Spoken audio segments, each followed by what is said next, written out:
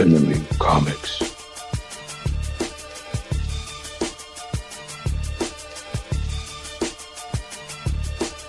On TikTok.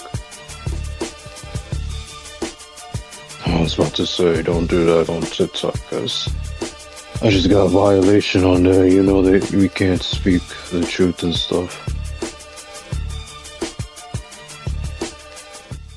But yeah, we spoke about it a lot before you went.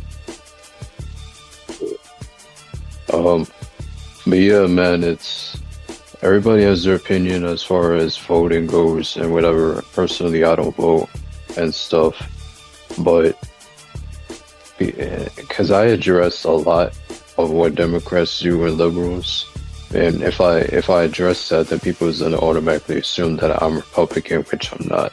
The reason why I hold responsibility, not hold responsibility, but hold the Democrats accountable because they're the ones that destroyed this country. They did more harm than good than Republicans. I'm not saying Republicans have done the same shit, but if you look at the industry, every industry that you could think of, like Hollywood, the corn industry, they're all controlled by like liberals and Democrats, especially Hollywood.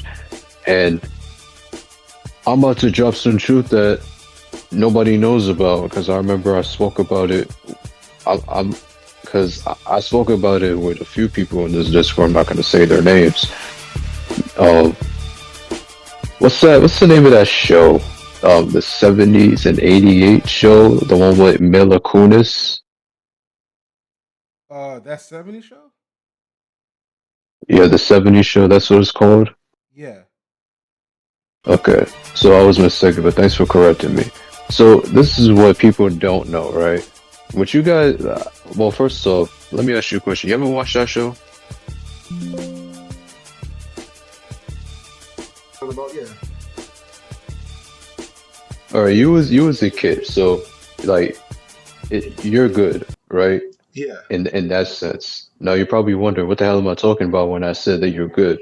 Yeah. Now, imagine if you was a grown ass man at that time, right? You was born in 1960 or whatever. You was watching that show as a grown ass man, just minding your business, right? Right. And then you see Mila Kunis, probably pronouncing her name wrong, but I don't care because she's irrelevant and she's a weirdo. You see her on the screen, and all you see is a bikini. She's wearing a bikini, and you're like, okay. Yeah. You automatically think in your head that she's legal. Right. But what if what if I told you that she wasn't all this time? So she lied about her age? Yeah, she lied about her age, and somebody told me, I'm not gonna say who it is, but according to what I heard, she literally had a fake ID, and she I don't want to say forced her away, but I guess she wanted, because she had a fake ID, she entered the Hollywood industry, that show as a minor. And do you know how old she was? What, 15, 16? She was 14, 15. You know what? Let me stop right there. A lot of people do that. Like Lawrence Fishburne, he did a little Vietnam movie back in the day.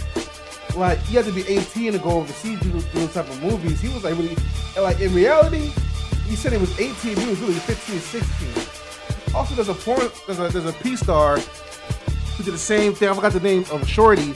Well, Shorty lied about her age too. She was 15, but she would lie saying that she was 18. That's why niggas, let's say, yo, people who was watching those type of movies, the P movies back in the day, there was low-key watching CP because she lied about her age to try to get into the adult industry. So a lot of people do it all the time, man. Yeah, a lot of people do it all the time, but my point is that men and women are different, right? The point that I'm trying to get at is that Hollywood has been on that weird shit for so many years, that Pedro shit. I don't want to say the actual P word, for your YouTube purposes, but you understand what I mean. They've been on that weird shit, and Mila Kunis is not the only one. And and you gave a couple of examples. I could give you another example. Look at Jessica Alba. Wait. Let me pause you real quick. Yvonne Venezuela. I don't know what you're talking about. Stop cyberbullying and stop bullying me and shut up right now. Yeah, I don't know who you're talking to. I don't know. Yeah, we ain't bullying nobody over here. So you gotta be more clear about that. I don't know what you mean by that, Yvonne. But go ahead and finish. Batman. He's probably, I don't know who that Rod is. He's probably talking about, I don't know. He's probably trolling, or he's probably a Mila Kunis fan. But I say he's trolling. But anyway, Jessica Alba was another one, because I remember back in it. Now I was 2 years old at the time when Jessica Alba came out. Probably she came out before that, but I've spoken to older dudes, right? And they told me that they used to simp for Jessica Alba back in the day when she used to come out. Like, they were in love with her type shit. And she was also a victim too. Like, the Hollywood industry made her, put on a bikini or whatever. She was in a movie and she was like 16, 17 at the time. Now, we could blame we could point fingers at so many people. We could point fingers at the parents. Where were the parents at?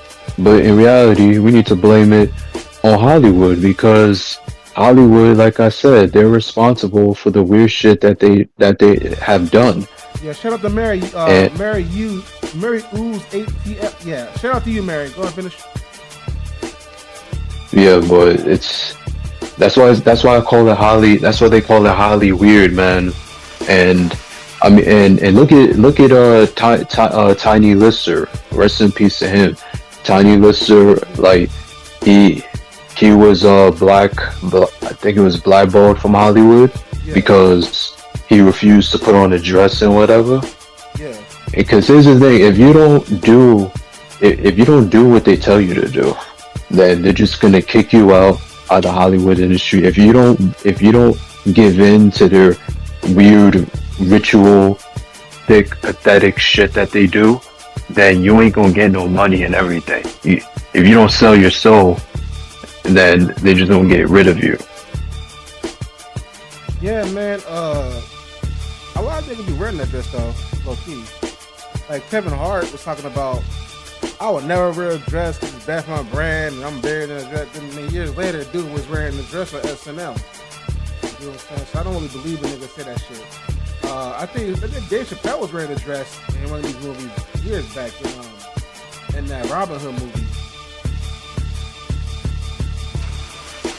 Yeah, and I think Jim Carrey as well. But I'm the type of person, I give grace, you know what I mean? People make mistakes and stuff like that. It's like when you're a kid, right? You start sipping for a woman and stuff like that.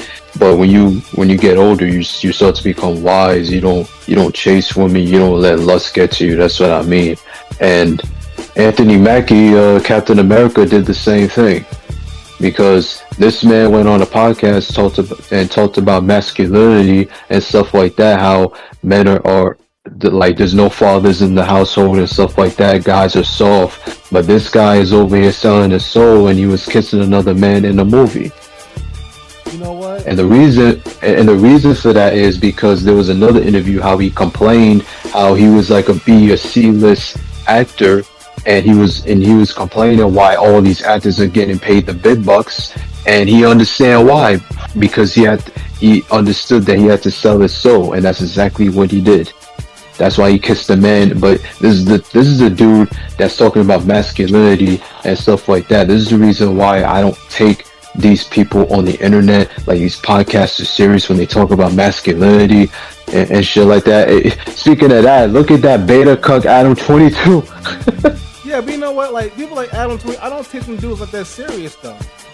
A lot of niggas take dudes like that serious. I don't take niggas like that serious.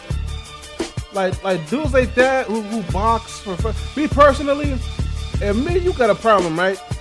Like you, like, let's say like you like a city away from me, and we do this YouTube podcast and shit, right? Me and you got static, and me and you really got beef like that. I ain't trying to fight for you for no clicks and views. I'm not trying to fight you at a celebrity box. There's a lot of celebrity boxes. mesh type niggas, bro. I'm not one of them. You dig what I'm saying? Like, I'm not trying to box you for money and click some views. Like, if it's really that serious, we're gonna handle it, man. We're gonna do it behind camera. We're gonna do it for to make a quick buck. That's not my type of style, man. And speaking of podcasts and YouTubes, I want to get your opinion on something. Let me share my screen for you real quick.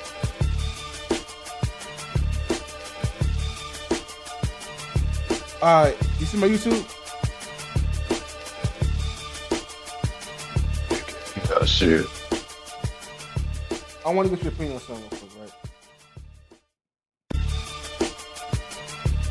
I know you're not trying to keep up with that dude Corey Holcomb and Anton, right? But have you been like hearing what's going on lately? What I've been heard is that they've been it's hot right now. That's what a lot of people has been talking about.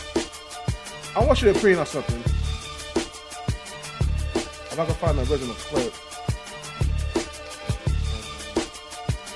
because everybody's talking about it and shit.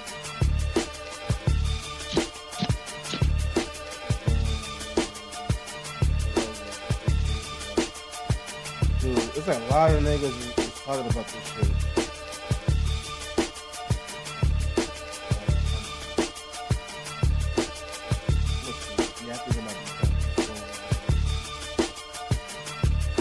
And oh, I think your music is playing in the background.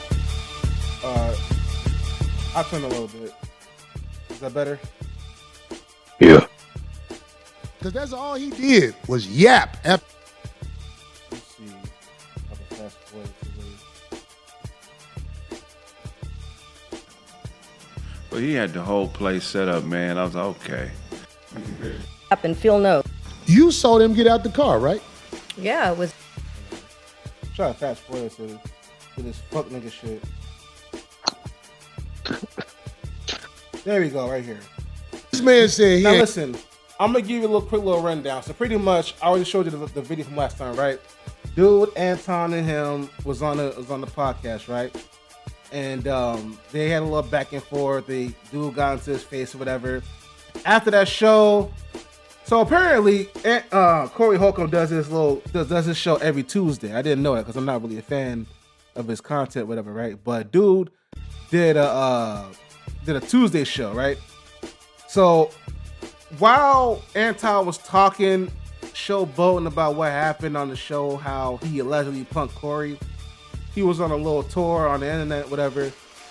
Then on Tuesday of this week, this nigga right here, right? This dude went ahead, did a show. Now, listen, they're going back and forth on the internet beef shit, right? Now, as a man, right? If me and you got into it, like on a YouTube beef type of tip, right? Would you involve my daughter? I don't got no kids, by the way. But if I had a daughter, right? A 15-year-old daughter, would you involve my daughter into our beef?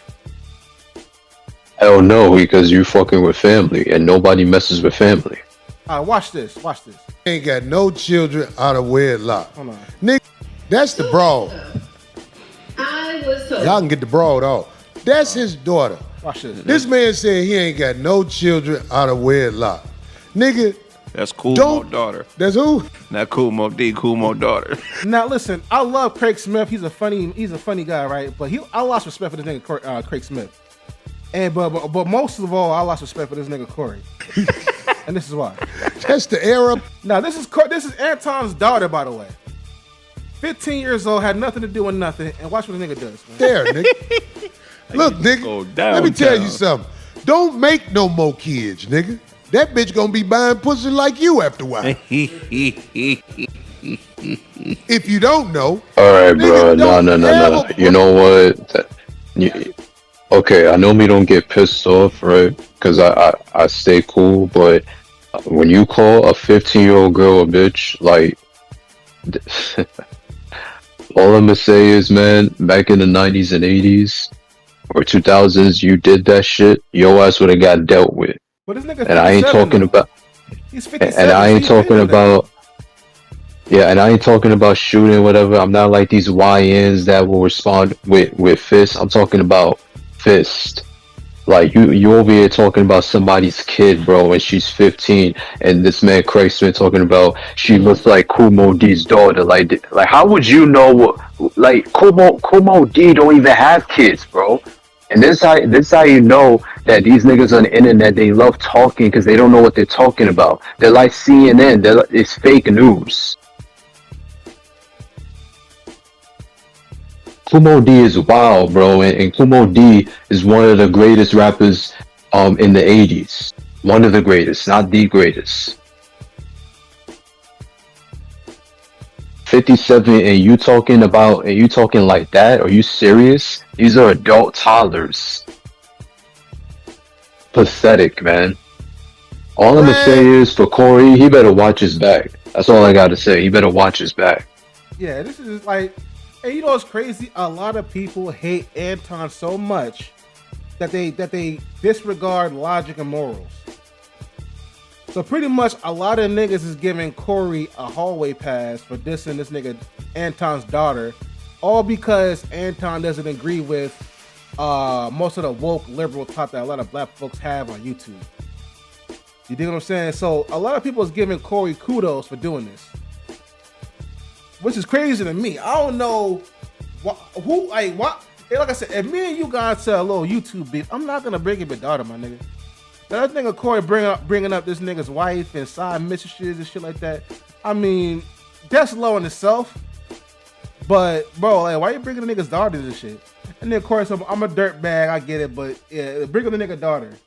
Call this nigga daughter a B word and saying his daughter gonna be buying sex like his dad do and all this weirdo shit. The nigga's a weirdo, bro. I never see the nigga Corey fight.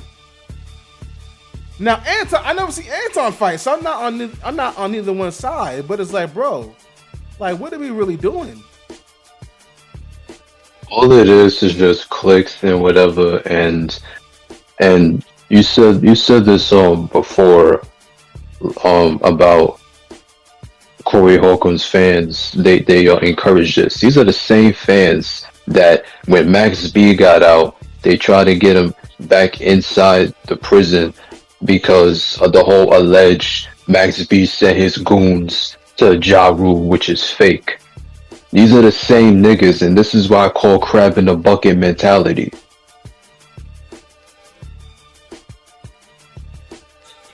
Just sad, man. Yeah, man, and a lot of, again, man, it's like a lot. Listen, man, if you popping like that and you got a lot of followers who are diehard followers of your content, it's like, my man, they'll let you get away with anything, man, for real. They let you get away with any fucking thing, man. Like, bro, they'll let you get away with dissing niggas' daughters. They'll let you get away with disrespecting people's loved ones. All and don't let it be where you don't agree with the most popular narrative. If you're the odd man out on a lot of things that a lot of people agree with, they would give leeway to these niggas like these, to diss niggas' daughters and shit like that. And it's crazy how people hate Anton so much to the point where they're willing to let Corey slide with dissing niggas' daughters, bro. On no motherfucking what you ain't got. Don't nobody want no kids with you, nigga. Don't nobody want no kids with you. Your prime years, you was a scammer, nigga. You was doing scams. Now that you older and found a way to manipulate, get dude off the screen. Get dude off the screen, man. Who the fuck is that, nigga? This motherfucking cat. I'm the captain now. Look at it. Hey, look. Let me tell you something. Don't make no more daughters, dog. You got to make it where your shit come out with a boy so you can make excuses for him. But you ain't got no kids out of wedlock because ain't no bitches fucking with you. He was on the internet bragging, I always got a bad bitch with me. No, you pay a bitch to be with you, nigga. You ain't no nigga who got bitches. You buy bitches like the little bitch you had with you, goddammit, who motherfucking made that story sound like she wanted to sound. I get to town Tuesday. Did you get to town Tuesday? Yeah, that's pretty much what he was talking about, man. But like, it's crazy, man. Like a lot of people is letting this nigga slide. A lot of niggas letting this nigga slide by saying that shit, all because they don't let the nigga Anton. I get it. Anton is a funny nigga, bro, and not in a good way. The nigga's a funny style type nigga, but like, does that give a nigga a whole pass to disrespect niggas' daughters, though? Like, what are we talking about? No, and I may disagree with Anton. Like, I think we spoke about it before. The only disagreement I have with Anton is the same way how these ninjas be acting when it comes to passport bros. It's like, stop worrying about another man's Johnson. As long as they're not sticking their Johnson where it's not supposed to be, like, a woman that's not 18, then yeah, that's when you draw the line. But if they're messing with women that's like 18 and above, 21, 24, 30, whatever, then mind your business. Like, worrying about another man's Johnson is weird. But other than that, that's my only disagreement I have with Anton. I used to watch him and, his podcasts that he be on and stuff like that, but I don't know too much about Anton and Corey that much. But yeah, 2026, that's when I stopped like listening to these dudes, man, because all it is just likes and clicks at this point. Because the Red Pill community, it was supposed to be a unified community where men came together to talk about things, right? To learn about female nature and learn how to get money, focus on themselves and just live life. But instead, it turned to a free-for-all. Turned into a crab in a bucket mentality where it's every man for themselves. Scammers, grifters like Dr. Umar Johnson and stuff who promised the world that he was going to open a school, right? And everybody's saying the school is there. I don't care if it's there. The question is it open? He's been saying this when I was in middle school, back in 2011. The dude is a scam. The dude is a scammer. He's a grifter. It's like, people need to open their eyes and realize that, stop looking up to these people on the internet. Like, that used to be me. I was there. I was naive, misguided, and whatever. But when you take a second and think, you understand that these dudes, they don't practice what they preach. The only person that I respect from the Red Pill manosphere, or that manosphere in general, is Kevin Samuels, because he held everybody accountable. He was speaking to men for 4 years, telling men to stop being bitches and get this shit together, and then he shifted onto women, and that was that. Now, this is kind of crazy how this happens, right? So after he disrespected his daughter, a few days later, this footage come out. Now, Corey Holcomb had a little reference to this chick right here named Christina Payne, right here, right? It's already in the thumbnail right there, right? And apparently, there was at a comedy club after the show, whatever, and they had a little altercation. This was the footage caught. Is my screen up? Yeah, it's funny. I remember I was seeing this yesterday. This is funny. Yo, can y'all hear me? Yeah. Oh, okay, cool. I just want to know if this is AI or not, but the funny thing... This is real. Everything can't be AI, my nigga. Like, we'll talk. It's just, nah. You thought when Ari Spears punched that woman? Nah, Corey Holcomb. Yeah, I said, Corey Holcomb. I mean, they similar. But yeah, Corey, he punched that woman, bro. Yeah, now I see that. Now I didn't watch the full footage. I saw a glimpse of it yesterday, but I'm watching it now for a live. Anybody want to call in 253-900-3255? The numbers on the bottom of the screen, man. 2529-23500. No, 900-3255. 900-3255. What's the area code? Yeah, it's 253-900. Yep, 3255. Now, listen. Now, this is a dummy number. This ain't my real number. Now, this is a text now dummy number. So you can spam whatever you want. Yeah, no, I assume so. Yeah, you can spam I assume it. so. You know what I'm saying? Yeah, I'll just delete it and make another one. So fuck it. But yeah, this is the footage. I saw a glimpse of it yesterday. I didn't watch it in the full form, so we're gonna dissect it right now. So, oh, it ain't much to dissect. He hit her. It wasn't that long. yeah. Now this is Christina Payne right here. Shorty right here, right? This is Corey. People said Craig Smith was there, but I don't think he was there. Maybe I'm right, maybe I'm wrong. I don't know. But yeah. So Christina is yelling at Corey. Corey is getting this Debo on. I don't know. He wasn't. I mean, he wasn't swinging on that nigga Anton, but he's swinging on random women on the street. That's crazy. Bro. And bam, right there. Now people say. People say, is that a mush or a punch? That's a closed hand mush. It don't seem like he struck her to knock her out, or he hit her as hard as he can. It was more so like a. Yeah, it was a mush. His hands was closed though. His hands was closed. I don't like. He didn't strike her to knock her out. It was more so. No, man. Now you saw that video of that bus driver uppercutting Shorty off the bus, right? Yeah. Now, Yeah. He supposed to hit her. He supposed to knock their ass out. I get that. You're not wrong. I get that, right? But like that was a punch. But Shorty That was a punch. But she didn't go to the ground though. Same way Shorty didn't go to the ground this one. Or maybe I'm tripping. Oh, no, Shorty did go to the ground. She was knocked out. Oh, she did? Okay, that came out 10 years ago. But I mean, yeah, she dropped. Okay, all right. Okay, so he walks up and bam, and then they blur the shit. That's her husband / security guard. That's what I'm hearing. Yeah, that nigga whooping Corey.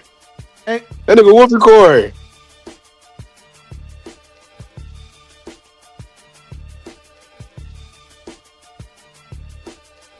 And they go, oh, now I don't think Corey can fight. Me personally, I never I don't know. I don't. Especially that little ass punch. He's got work. No, they're gonna show the replay. They're gonna show it frame by frame, I think. Because I remember seeing this video yesterday. Yeah, he think he tough putting his hands on women, but when the man was giving him that work, he didn't do shit right. Now, is that man, a pussy, bro. Is that Craig Smith right there? Or am I tripping? Yeah. Don't get me wrong now, bro. Bitches be pushing buttons, bro. I ain't gonna say, I'm not gonna say advocate for hitting women. But, you know, I could see how some niggas cross that threshold. Now, I understand because most women, not all, they be talking crazy, and I get it. But I just walk away. That's the best option. Walk away. Unless if she putting her hands on you 3 times, then you can do what you gotta do. That's what I'm saying. Like even then, you still say strike a woman. Like if a woman like trying to beat you up, you supposed to push her ass down and hold it down. That's about it. But it's like striking the bitch who trying to. The only way I strike a bitch if she like done hit me with some shit like and I'm risking her killing me. Yeah, I'm gonna be like a knife. Yeah, like if a bitch have a knife at me and I ain't finna play with you. I'm gonna knock your ass out and then I'm gonna take your ass to the hospital or whatever the fuck. Now I got a question. Like, see, it's part of police. It's part of ambulance. Growing up, I always heard the same thing. Oh, you can't hit a woman. What if it was 2 women trying to beat your ass? Like then what? You gonna just ball to? If 2 women coming up to you and you're not sure that you can beat both of them, then you gotta whoop their ass, bro, because they can kill you. Women kill too. And that's what I'm saying, like, bro. Growing up, it's like women. Like, listen. Now, what if like a nigga size like Kevin Hart and a chick shaped like D from the Wayans brothers try to boss up on you? Like what you supposed to do? Like, oh, she a woman. I can't really do nothing. Like, nah, man, you gotta handle your business. Not, you know what I'm saying? Like, you gotta go home. You wanna go home. Some women whoop niggas. Like, yeah. But I'm just like, it's more so like the idea is that a man is gonna be stronger than a woman more times than not. Right. Even like a small man, bro. Like you don't get no cool points for beating up on a small, frail man. You know what I'm saying? Some men just small. You know what I'm saying? And some people are big, bro. Like I know some people 6'3", 300 pounds, bro. If somebody 150 pounds, 5'5", you know, talking, you know what I'm saying? Like y'all get into a little spat, bro, and it's coming to blows, but you don't distract that person. Don't get me wrong. Don't let nobody try you. You might have to whoop them, but you don't, you know what I'm saying? You don't break that person body down and choke them out and, you know, slang. You don't do that to nobody who can't really defend themselves. Nigga channeling his inner Ike Turner and shit, nigga. Like, you know what I'm saying? Yeah. Now let me say. I mean, if I had two women approach me, right, but they had the same body type, same build as Snooki from Jersey Shore, I'm just gonna walk away because what am I supposed to do with that? Or in other words, what are they gonna do to me if they don't have a weapon? I just walk away. Shit, these hoes be strong. like this video comes to mind. Like, look at my screen. But this situation, that's not that. This situation, not that. He just got a woman rapping. Like she didn't physically hit him. He hit her first. I know. Listen, like, watch this. Like, watch my screen. Now this is my example. Now listen. Watch my screen. Watch this. And this is an old video. This is like when I was like middle school. Yeah, I remember this. Yeah, no, he supposed to drop their ass. Drop their ass. Boop, boop, drop their ass.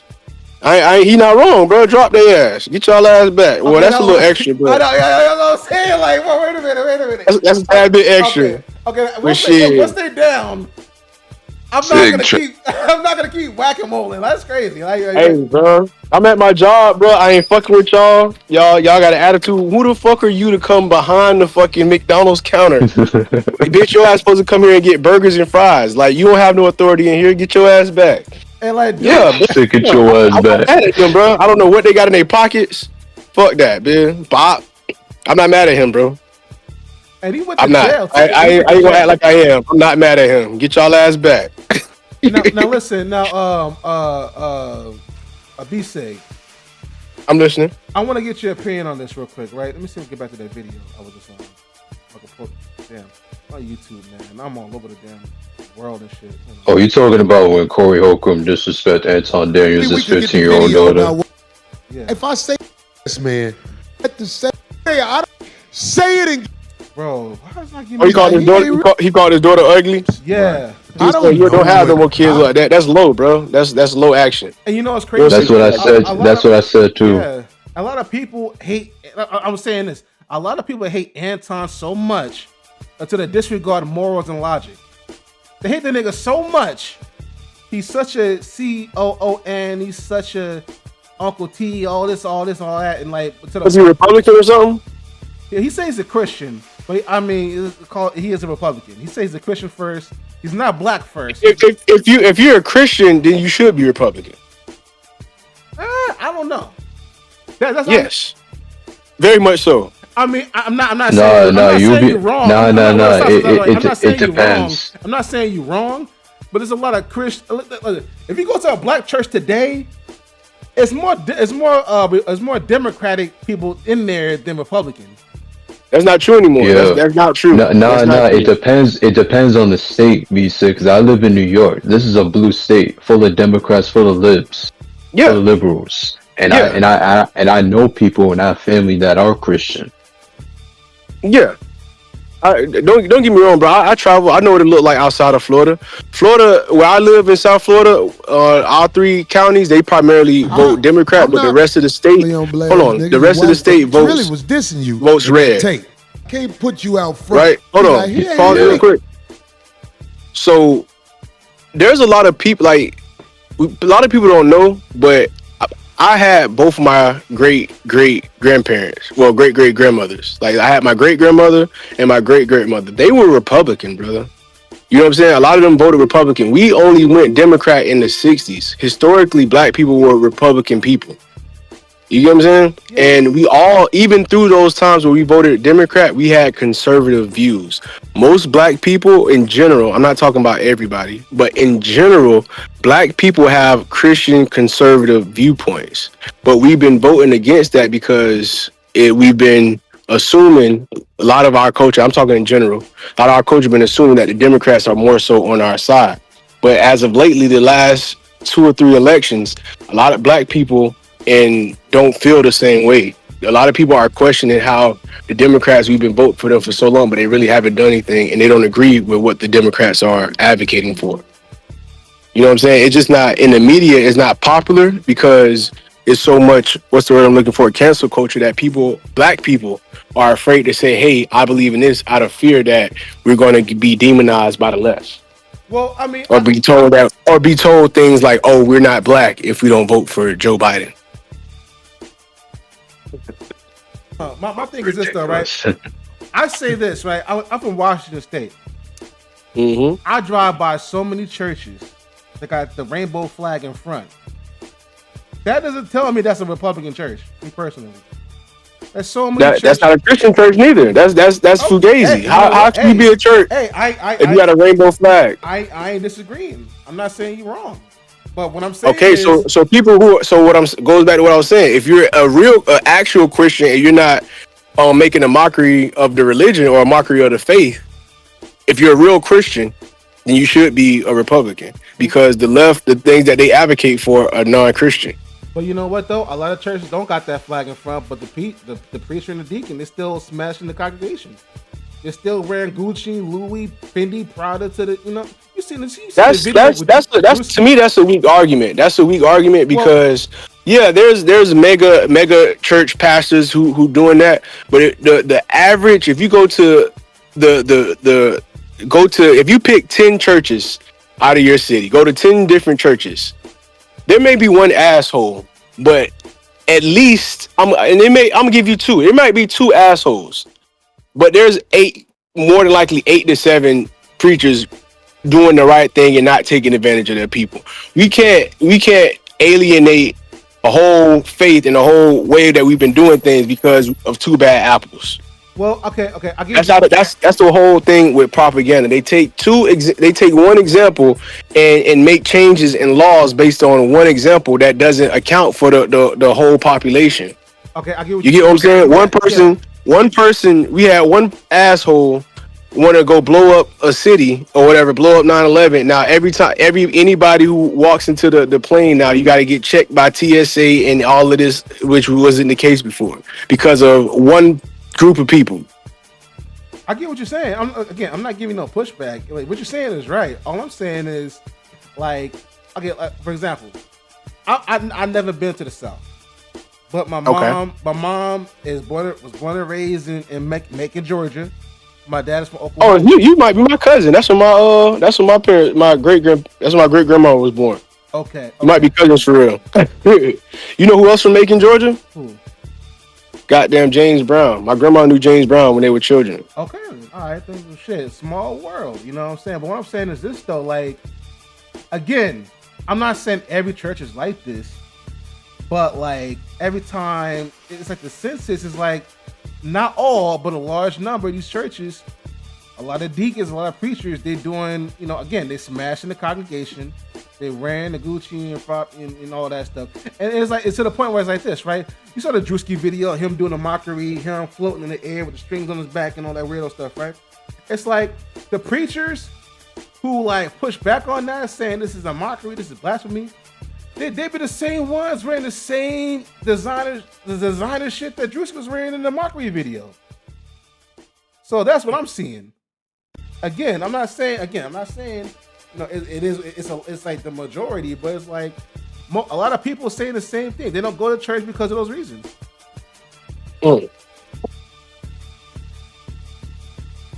It's I don't know, bro. I feel like that's been propagandized to our people to give people an argument against church, bro. Anytime I've been to church, I've majority. I can't say every experience, but I've only had maybe one experience where I felt a little, but nobody mistreated me. It was just, I was like, man, these people talking behind my back. But other than that, out of the other thousands of times I've been to church, I'm not gonna say thousands, hundreds of times I've been to church, I haven't, you know what I'm saying? Yeah, I get what you're saying. I get what you're saying. Especially down in the church, like the church scene down south, it might be way different than the church scene on the northwest or the west coast. So of course, Definitely the West. I can see the West Coast, bro. I've been to California, bro. I don't know what the hell going on out there. That shit like a whole different lifestyle compared to how we live in Florida, bro. as far as what? Like as far as like they literally like when I went out there, they literally had like double gendered bathrooms and shit like you know what I'm saying? Yeah. Guys or girl bath like it's regular. It's like that's like way of life out there. Here we don't have that, big. You got men and women bathrooms. You might have a family bathroom where like if a person has a baby, it have a baby change station and like larger little whatever little cubicle thing is for the bathroom. But it's men and women bathrooms here. But when I went to Cali, it's like and people looking at you like this shit normal. Like, yeah, bitch. I would say I got dick and balls. I'm in here with the women. I'm up here standing up to piss, but this woman over here sitting down next. Like, what the fuck? Like, yeah, I get what you're saying. I get what you're saying. I mean, like up here again. Every time I drive by, 7 out of 10 times I see a church. They got that flag wave. They got that flag waving. So I definitely. So is that? So that's bullshit. But that's what I'm saying, bro. Yeah, I get it. Even let's think about it. Let's think about it. If you're a Christian, right, Yeah. and you actually read the Bible, God don't believe in sacrificing. He stopped punish these whole people because they were sacrificing. They can sacrifice it to a bull. Like at the time they had a god called Baal, and they was sacrificing Bilal, to the bull. right? Is it Baal or Bilal? Is it? It might be Bilal, but he was a bull god. Yeah, they did what's the idolatry? I know what you're saying. Yeah, the people like idolatry, like there was worshiping animals and shit like that. I get what you're saying. No, but with this particular one was he had it was one particular story in the Bible when they were worshiping the bull god. Yeah. And they was making sacrifices. So they were giving up children. It's like the same thing like with abortion, bro. If God says if Christianity says that that's wrong, and one side, the Republicans are going to get it or limited it to where it's only to a situation where it's like health related, not just to be having them. Whereas the other side is advocating for abortions as their talking points. If you're a Christian, who should you be going with? If you claim to be a Christian, you get what I'm saying? You should obviously be voting for the right. Yeah, I mean, I get that, but it's like the Democratic Party has been baked into the black community since like the 60s and 70s, since Lyndon B. Johnson. Lyndon B. Johnson and MLK. Yeah. And MLK said before he passed that I fear I may have integrated my people into a burning building, but they don't talk about that. That's not part of their propaganda. All right, I want to ask you this then. Now, I got a different view on this, but I want to get your opinion on this. Do you think that Martin Luther King was good or bad for our community as a whole?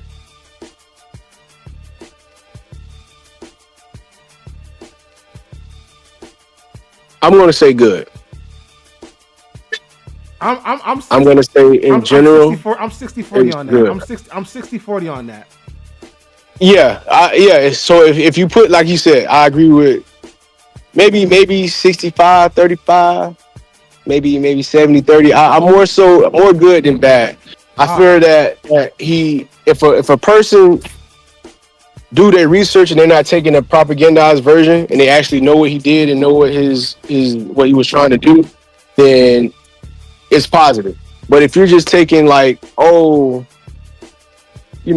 humble, we shouldn't be turning the other cheek, I shouldn't be hitting anybody, and I shouldn't fight for my rights, so I shouldn't, you know what I'm saying? Like some of it I could see where it's like it was bad, especially as far as integration, because we had our own money as far as like black people. Yeah, our own system that we're doing well.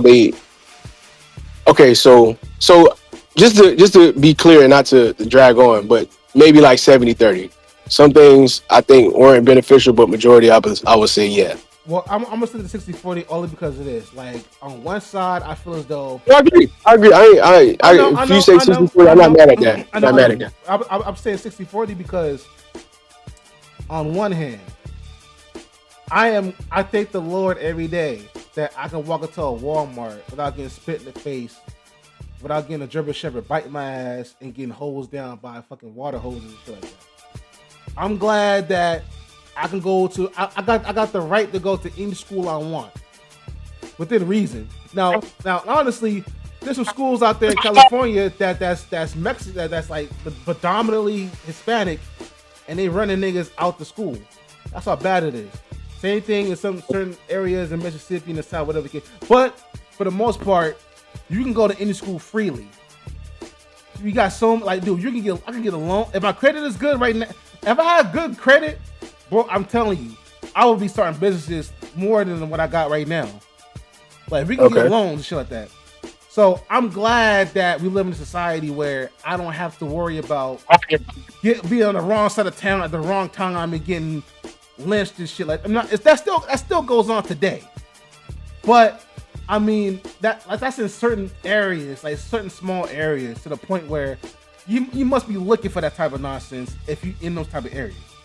Now, on the other hand, I don't agree with giving up our black diners to go to Joe's Deli, where our food was more delicious and better. We get better service by our own people, and we giving that up just to go to the white man's diner.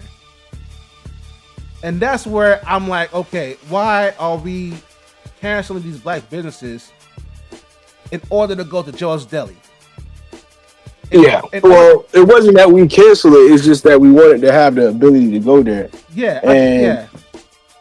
But in turn, that's what that's what that did. It stole from the black businesses. Like, it took away, okay, y'all gonna come here? Okay, so we gonna own all this stuff and get all the money, and y'all gonna just work. We don't want, you know what I'm saying? Yeah, I get that, but the thing is, why would you want to have the right to go to a place where they don't want you there in the first place?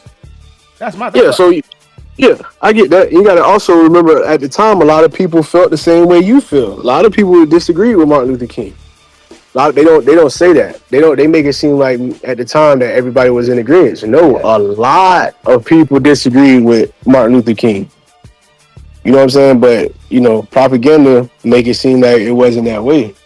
Yeah, there was a time and place where, like, down south, like, there was a Harlem everywhere. Like, Harlem, they had places where it was jumping. Like, we had our own banks, had our own school system. We had everything. Like, the black side of town was jumping for real. But we wanted to trade that in to be accepted at Joe's Deli, or be accepted at. I will say this though. Like, back in the day, black people were doing good. Black people were married at 80%, and as Enemy Comics said, black people had their own business. They pretty much had everything, and then they just gave that shit all up, and then they just turned Democrat. It's like they listened to the government, and the government told them lies and promises that's not even true. And look where we're at right now. Right. So I agree with you, Batman. Just to add it to your point, like, and I feel like a lot of that is taken away from us through liberalism. Like, for example, like, did any of y'all have any issues with Uncle Ben Rice or Aunt Jemima? I didn't know. I had no issue with the Cracker Barrel shit. None of that shit. No. Yeah. Okay. But I'm saying so they took her face off, right?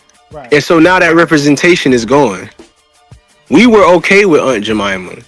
We like seeing her on the syrup bottle. But then y'all go and say, oh, this is racist. Like, who are y'all to tell these people how we feel? But they go tell us that in the name of liberalism, and we all don't feel like that. They know better than us, though, so we can't say nothing. That's what it is. What you mean? They're telling us that we know how black people feel. Black people feel like this is racist.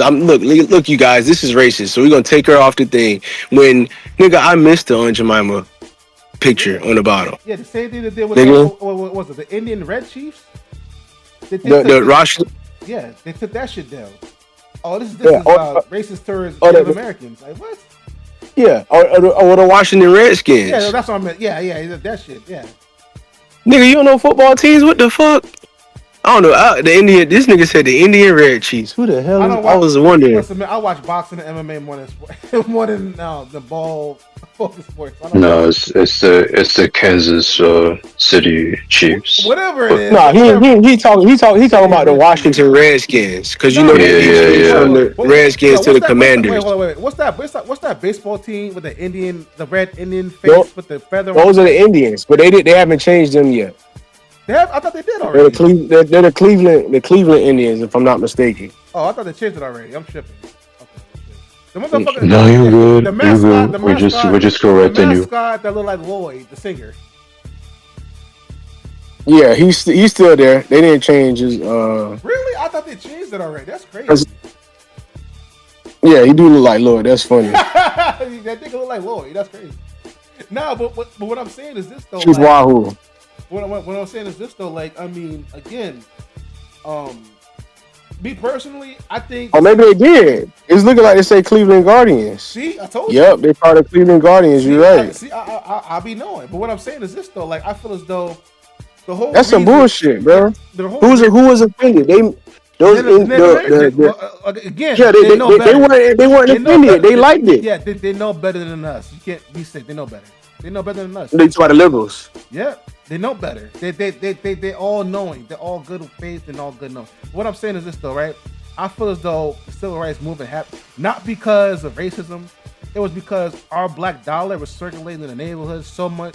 Like, bro, they needed a piece of it. So let me tell you, you absolutely right. I'm gonna break it down for you. So after in the Great Depression, before the Great Depression, a lot of black people had put their money in the bank, and it was getting stolen. So what black people stopped doing, they stopped putting their money into the bank, right?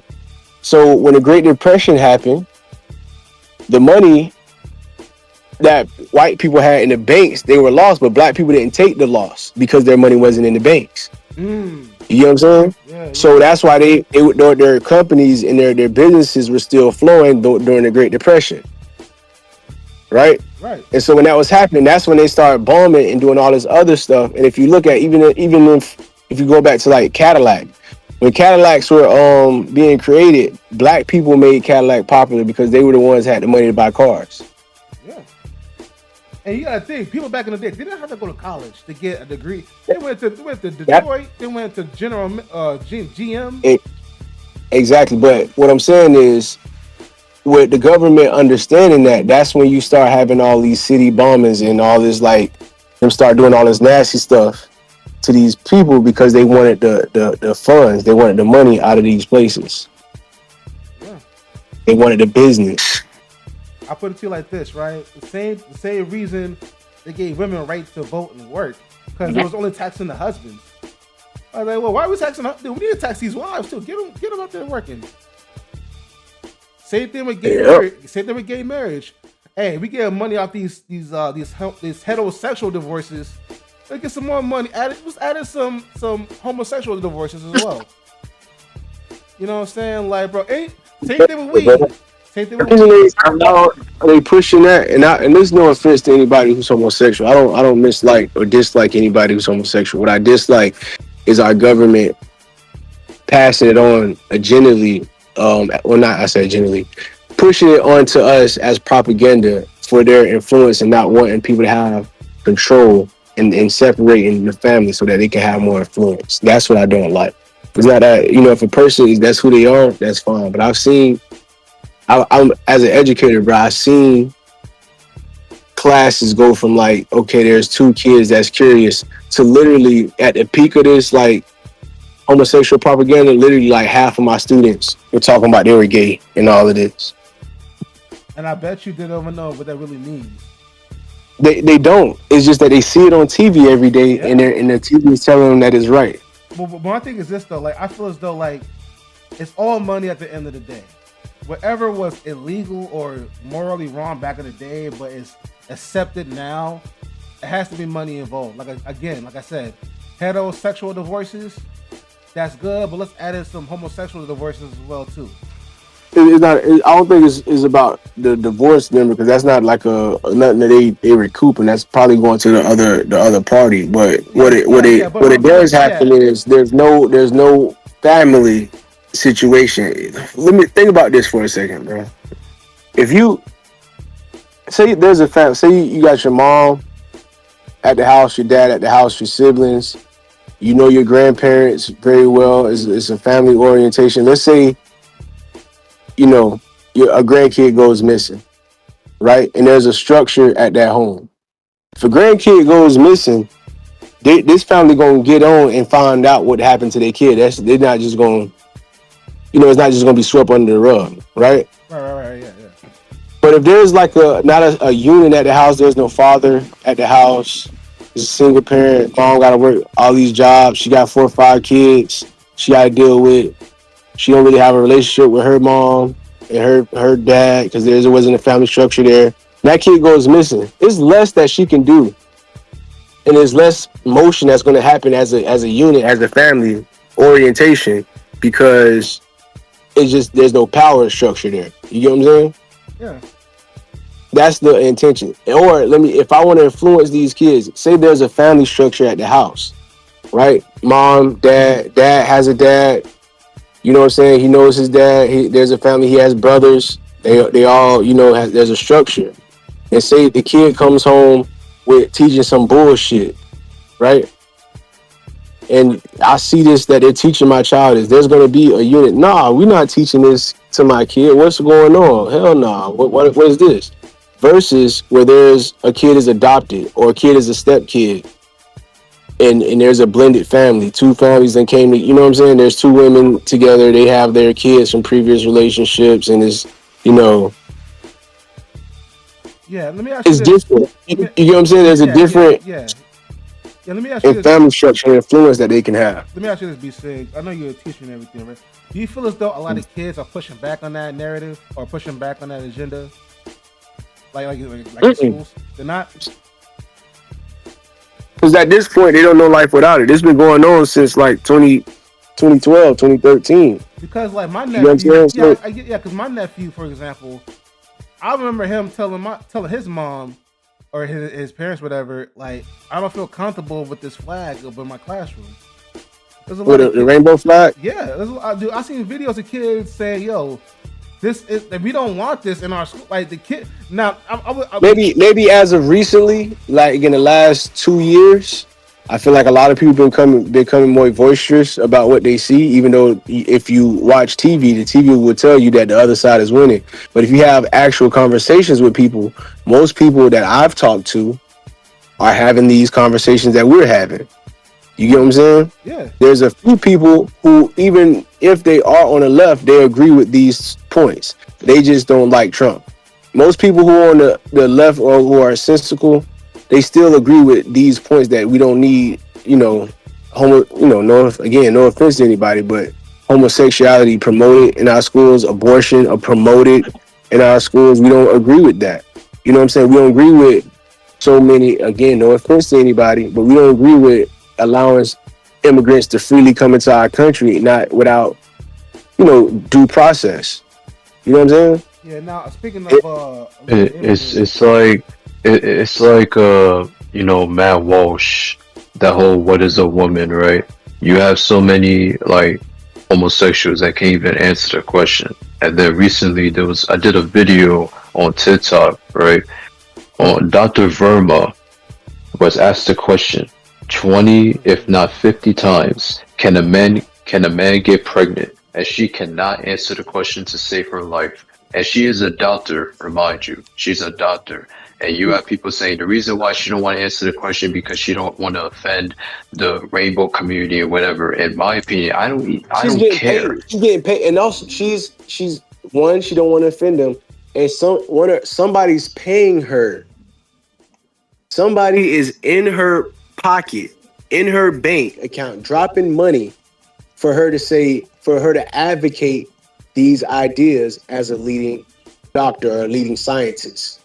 Yep, and if she gives in and answer the question, then they gonna be on her. Like whoever, like the Matrix, they gonna be on her and stuff like that. But personally, if you're a doctor, because I'm a person that you're responsible for your choices. If you choose to be a doctor and you get into this profession and into the agenda and all of this, then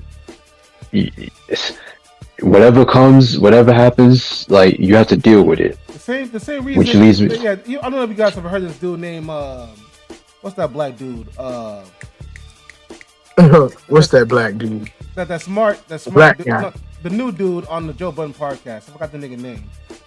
But I forgot. He not smart. I know who you're talking about. Well, I guess he is. I guess he's considered smart. Well, everybody think he's smart. He does not smart. The dude was on a podcast. What are you talking about? Yeah, Candace. The Candace. He was on a Candace Owens podcast, and Candace Owens was asking, "Okay, can a man give birth?" And he kept saying, "Yeah, they can give birth." But it's like, bro, that's not right. That's not. Because at that particular time, it was the propaganda was going on. Oh, you see that? Yeah, I know exactly what you're talking about. And he was getting mad, like, bro, don't stop lying to you. Like, bro, you've been in school. When did it change? If I was to ask you this in 2004, it would be no question, clearly. Like, and then if we was to go to 2004 and say, can a man get pregnant? Anybody saying the opposite, we would put you in an insane asylum. But here in 2026.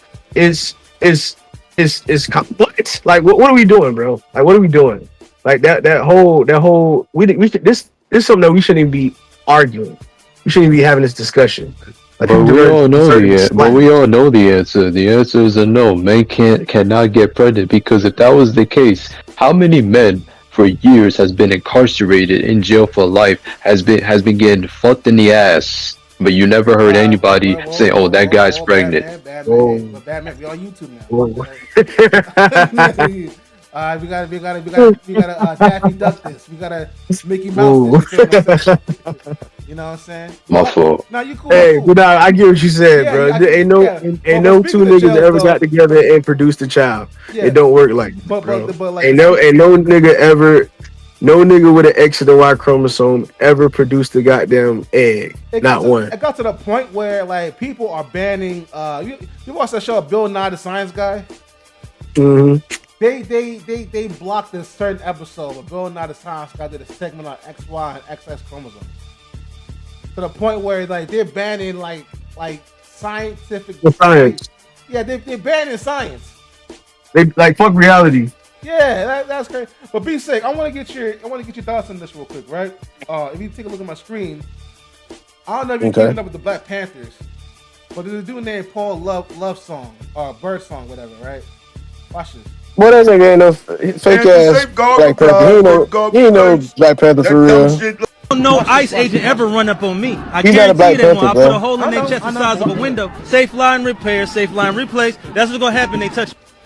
I did my homework, man. Boy is an agent. He was just a blood like a couple weeks ago. Nobody say he tried to infiltrate the Pyru. Interview we did 2 weeks ago with a protester. He talked about protesters in Portland being taken in unmarked vehicles by niggas like that be agents. getting paid. But during the interview, he talks about gangs in Lansing. I know George Soros pays people the rest of us gonna blast to go out here and do this nonsense to act like you know what I'm saying? We not with each other, and then you come they over, come to they got that the Pyrus and the gangster disciples is linked up at and try to snatch somebody over there. I dare you. The cool part about it is this, right? This him rapping what he's rapping right now on that little clip. That's all the way out in Portland, a state below my state. He's all the way out in Philly. And you talking about you a Pyru and you a goddamn Black Panther movement. Who's paying you? And I see no tattoos or nothing. I don't see no blood tattoos. I don't see no teardrops or nothing.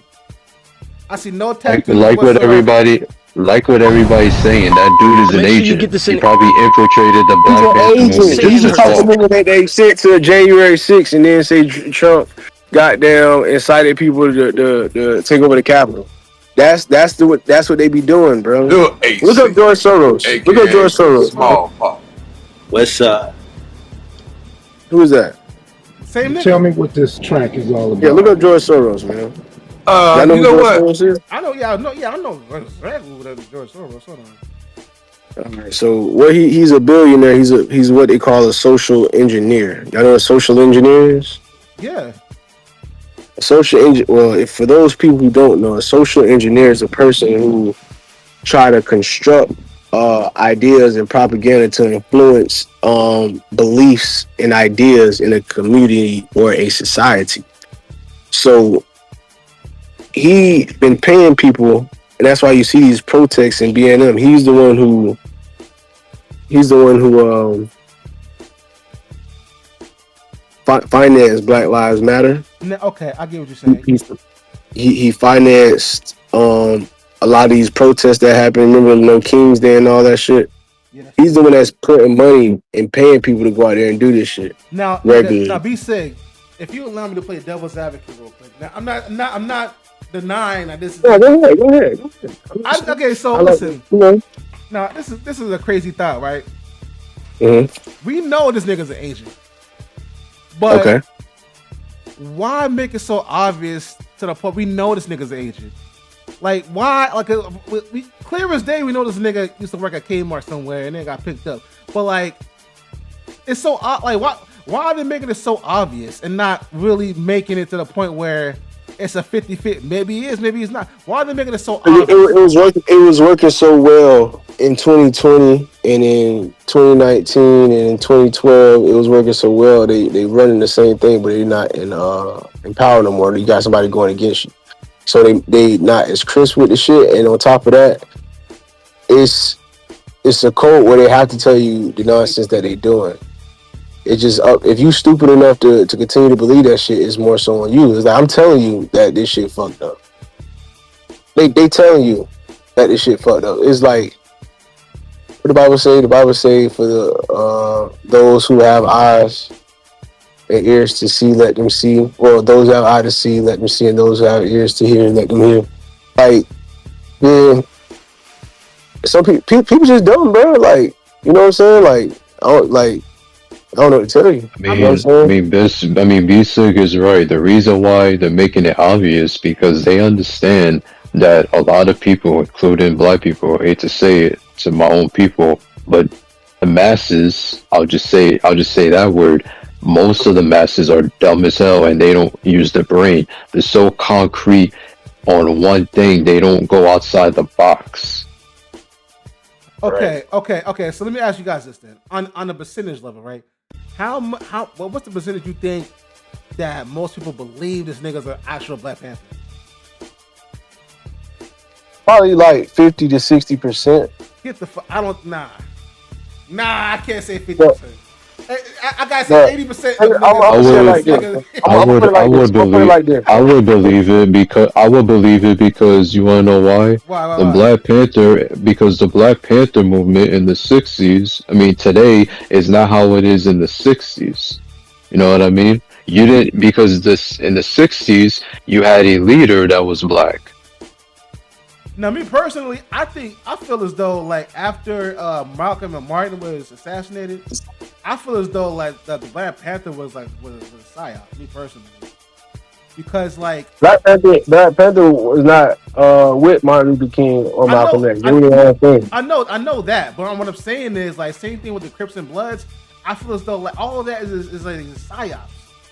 Because then the same oppressors they kill. Wait, I know that, but what I'm saying is though, isn't this the same government after Martin died saying the next Black Messiah? I'm paraphrasing by the way.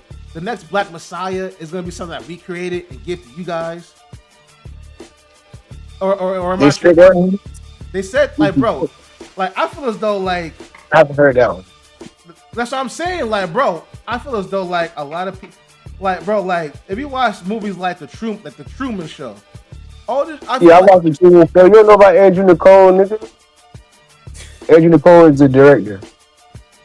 Like, bro, I feel as though like everything we seeing now is served up to us on a platter. You know what I'm saying? Yeah, they just feeding you bull. You know who? You ever seen In Time? In Time? I never seen that movie. Nah. With Justin Timberlake, you know what it is? Oh, I heard it. Oh, yeah. Like, except that the currency was their own times and shit like that. On their arm. Yeah. I mean, I seen clips of it, but I never seen the whole movie though. Nah. I know what you're talking about. Though, yeah. So the guy who directed the Truman Show, he also directed In Time. So that's a good watch. If you into the symbolism and what they were trying to represent in the Truman Show, In Time would be a good watch as well. Yeah, man. I feel as though like Yeah, man. Like right now, I feel as though like the Black Panthers making a comeback. I get all now. The Black Panthers is coming back after this nigga Paul Birdsong, whatever, is pretending to be one. But where were these Black Panthers at when the last 40, 50 years? Years. Yeah, that's what I'm saying. I wouldn't take the modern day Black Panther serious. I get all that, but now all the Black Panthers is coming out to protest against this nigga Paul Birdsong. It's not real though, bro. They're not real Black Panthers, but the actual family members the family members is coming out. No, they got actual. They came out and said we're not fucking with that. We don't agree with that. So they can come out saying, okay, wait. So they can come out. We're gonna sue you. I get that part. They say we're gonna sue you for using our name. I get that part, right? They're coming out saying we're gonna cease and desist Paul Birdsong, but we haven't got any videos from the past decades. Them protesting the bullshit that's going on now in the Black community. I never. But maybe they don't. Maybe they're not bought. Maybe they're not the people that's been paid by George Soros to go out there and do that. Maybe because they are authentic. Authentic. Now you want to come out? No, they didn't come. Oh, you talking about? No, they didn't come out to support him. They came out to say, "Hey, don't use our name for that bullshit." I know that they're coming out. What I'm saying is this: they're coming out. Oh, you saying that? Period. Why are you coming out now? Period. Okay, so we went through Nipsey Hussle. The reason they're coming out is because you're using my family's name in vain. I get that part. I get that. Listen, what you're saying, I'm not disagreeing with you on that. What I'm saying is, it was radio silence from the Black Panthers prior to Paul Birdsong coming out. Okay, so what that means is they don't agree with that attitude. So maybe they are at this point Republican. Maybe they go along with what's been going on. And for you to come out here and say blah blah blah blah blah and use our parents' name, I don't agree with that. No, there was no reason. There was no reason for me to be boisterous before because I was in agreement. No, well, I'm gonna come out there and protest if I'm in agreement with what's going on. Okay, listen. I don't think you having a misunderstanding. What I'm saying is I'm agreeing with what you're saying. I'm saying is this. Okay, so the Black Panthers, the ones that's coming out now, saying we're gonna cease and desist Paul Birdsong. Okay. The same people that's coming out protesting against them prior to his prior to Paul Birdsong's appearance out of nowhere, right? The Black Panthers, the same ones who's giving out cease and desist. I didn't hear from them when it came to like issues in the Black community prior to this incident. Okay, that's what I'm saying. So we went through all these trials and tribulations of the Black community, right? Where were these dudes at? In the 2000s, the 90s, the 80s, whatever the case may be. That's what I'm saying. Because now I'm seeing videos of like daughters of Fred Hampton and uncles of this dude from the Black Panthers. These family members, these old members of the Black Panthers saying all this about Paul Birdsong, which they're right of saying this, right? But now you guys are making an appearance, voicing your opinions on something. Where were they at prior to this? That's what I'm asking. Okay. That's a good question. You gotta remember, I ain't gonna lie. The Black Panther Party was dismantled by the government. They killed their leader. They stopped them from running the programs that they were doing. Under the order of Richard Nixon's administration back in 1969, I believe. Okay. Let me say this. Let me interject real quick. Isn't the Black Panther the same group that started free lunch and free breakfast for kids in school? Yes. Yeah. Okay, now that's still a thing, and that's been a thing since I was a kid and prior. So if they stop programs like that, how come that's still going on right now? Because they were adopted by the government. The program wasn't no longer ran by the Black Panthers. The government adopted those programs and the model of those programs, not the program themselves, but the model and what they were doing and implemented it into schools. But it wasn't like the Black Panthers were sending the food out themselves. And I said this before. Look at Dr. Umar Johnson. You know how many years he's been saying they're using to build a school, and a decade later, where's the school at? And you have in the 2010 era, you also had LeBron James said the same shit. Well, Same thing. Where is the school? He made LeBron made the school, even though it's failing, but he made the school. Yeah, LeBron made it. Now, but the difference is, the difference is between the black, what the Black Panther did, right? That was they did it on. They tried to do it on their own. Versus with LeBron, he operated under the government. Is what I'm trying to say. He had help under the Matrix. Okay, now listen. If that makes sense. Okay, now listen. Now somebody said that the Black Panther was dismembered and all that stuff. Now, are they still dismembered? Because like now they're coming out the woodwork against Paul Burson. It's not that they're coming out the woodwork. You're talking about his immediate family. You're talking about his niece is saying she's suing his niece, his brother. They're suing his brother's daughter, and that's who's suing. It's not like they're like organized and they're still moving around. Specifically, the immediate family of the leaders are suing because they're using the name. I mean, I get what B-Sig is saying because passed down from generation to generation and stuff. I mean, both of you guys made good points. It's like I understand Enemy's point and I understand B6's point. Look at my screen now. I don't know if this is the definition of being dismembered. Where's the volume at? There we go. Now I don't know if this is the definition of being dismembered, but this is a group of Black Panthers speaking on what's going on right now. Our stance is, for illegals. We're not gonna step in front of that. That's not our fight. That has nothing to do with us. We're not going to step into that fight and going through the community defending somebody that we didn't even want to be here.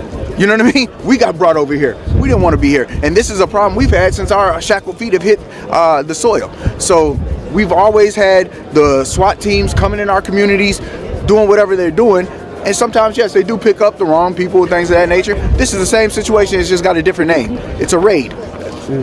It's just a different name. And so, yeah, we're not in that fight. But as far as our other brown folks and things like that, we do stand up and defend, the citizens and the poor and the things like that. But as far as illegal immigration, yeah, that's not our fight. That's not. Okay, now, do they look dismembered in that clip right there? Well, I guess he represented them, but that goes back to what I was saying. My first point. Maybe they agreed. They were silent because they agreed. He just said, "That's not our fight." If he said for the brown people of color and citizens, you already said and citizens. When he summed it up, he said the citizens and the poor, people in poverty or poor people. That's what he said he's gonna help. Okay. So I agree with that. So what I'm gonna come out here and. Well, they were silent because I don't agree. I don't disagree is what I'm saying. I get that, but that's not my argument I'm trying to make. My argument is this. Where were all this prior to Paul Bird song? Where was all these people at? I think B-Sig answered you. It's they were silent. They were silent. That's what I'm saying. They were silent. Prior to brother, because they agreed. I don't know what you want me to do. Like, yes, they were silent. They were silent because they agreed. They agreed on what? With kicking the immigrants out. They were silent they agreed with kicking the immigrants out. Yes. Okay. I think what you're thinking is like, I'm saying they were silent on this topic. That's not what I'm saying. Or you mean like other things? Yeah, like on the black. Like what? Like what you expected them to have come out and said? Like they spoke during Trayvon Martin. What else you expected them to come out and say? They spoke. Yeah, they had. Well, look it up. Let's see. Okay, hold on. You got internet. Okay. I think what I understand what Enemy is saying, like where was Black Panther members or whatever. I think the answer to that is they just don't want everything out on social media, if that makes sense. Bestie. So they were just doing everything in silence. Separatist New Black Panther Party standing by its 10,000 bounty offer for the man who shot Trayvon Martin. This is 2012. Okay. They put a bounty on George Zimmerman. That's what their response was. So like, what do you want me to do, brother? Okay, well, listen. I mean, they maybe it's social media. It's a social media thing where like everything's in your face. Because I did not. They don't have the same strength and influence they did. It's not like. But now they it's do. not like they have $10,000. Not a lot of money, so obviously they don't have the same influence that they or same power that they had in the past, especially since they've been dismantled. I think the name Black Panther will gain a lot of influence, no matter what kind of status they're in right now, or compared to back then. Because Black Panther is a big ass group. They got chapters in Oakland. They got chapters in New York. They got chapters in. They got chapters like the Fruit of Islam. They got chapters everywhere. No, man, what the fuck? Where's his name? Not to go off topic. I just want to say this. I wouldn't believe everything that you hear, like on the news about the good things that they say about Trayvon Martin, because there was a video that was recommended to me last year, and I consider that video like an eye opener for me because I was so oblivious to the truth. When I seen that video, the black woman debunked everything about what happened in that situation between Trayvon Martin and George Zimmerman. I'm gonna send you the clip and you can watch it in your own time. I know all of that. He may have been trying to rob, but that still don't give you the right to kill somebody, especially when you've been told not to pursue. You're not the fucking police. You're the crime watch. They told you not to pursue. You see, that's what the Democrats like say. Like what you're saying right now, that's what they said. When in reality, the video that I seen was totally different. And like I said, the black woman, she debunked the shit very well. And like I said, I'm gonna send you it, and you're gonna have a different opinion once I send you it. Now, am I saying that Trayvon Martin deserved to die? No, but all I'm gonna say is like the Hoodie. My original name, Hoodie Batman, right?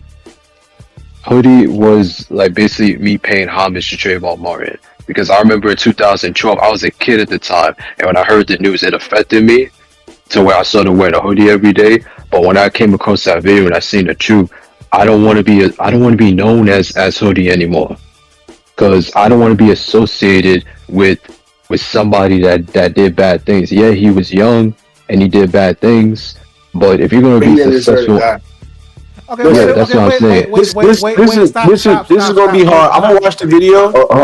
Okay, guys, hold on. 1 second, guys. Before you guys continue, this is a new person in the chat. I just invited him. I know him in real life. You know what I'm saying? This is my bro. Feel me? From the trenches I grew up with, bro. Feel me? Shit, that's him right there. The GOAT Qua 11. That's my boy. What's going on, man? How you doing? Yeah, what's the word? Chilling. You guys having a cool little conversation. Yeah, man, I'm on YouTube. We live streaming right now. We having a little discussion on my live right now. It's a pretty good discussion actually. It's all over the place. First we started with the Black Panthers, now we're talking about Trayvon Martin and shit. So I was a senior in high school. Oh, you doing this for YouTube? Let me it is. So okay, Trayvon Martin, right? Being that I'm from South Florida, he was from South Florida as well, right? I looked through that case. I know that supposedly he had tools that people supposed to use to steal in his backpack. He also had the tea and the Skittles, right? He had got into some trouble. That's part of the reason why he was up there with his dad instead of being home or whatever. But he's a kid. That shit don't fucking matter. Hold on. Those things can happen. Right. You know what I'm saying? Right. I have siblings, I have cousins, I have nephews that got in trouble. You know what I'm saying? That did some things. That don't mean they deserve to die because we're fighting and I get the best of you. I get the best of you because you overzealous. And don't forget that Zimmerman also gained like 30 pounds in like a couple weeks because he was on drugs. Zimmerman was on drugs just as much as maybe anybody was.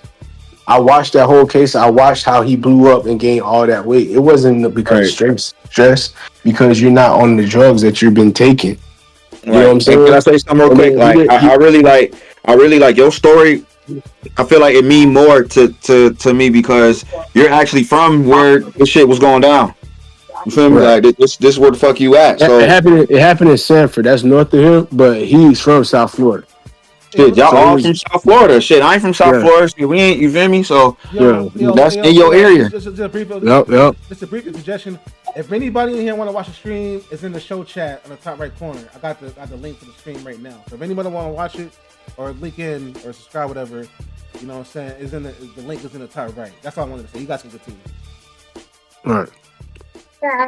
But like as I was getting to, like, even if he was on drugs or not, you feel me?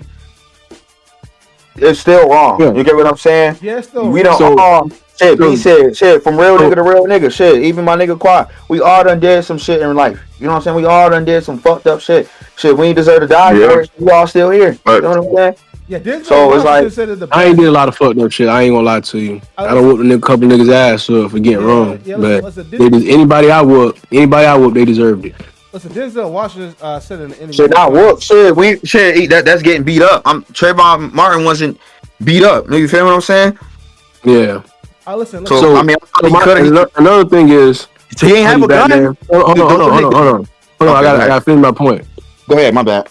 Hoodie Batman. Another thing is, you gotta remember he doesn't have the authority to do anything to this person. You walked up to this person, you try to what's the word I'm looking for? Detain them. You don't have the authority to do that. They told you not to pursue. So if you do that, so if you do that, I have the right to protect myself. If you start grabbing me, that's assault.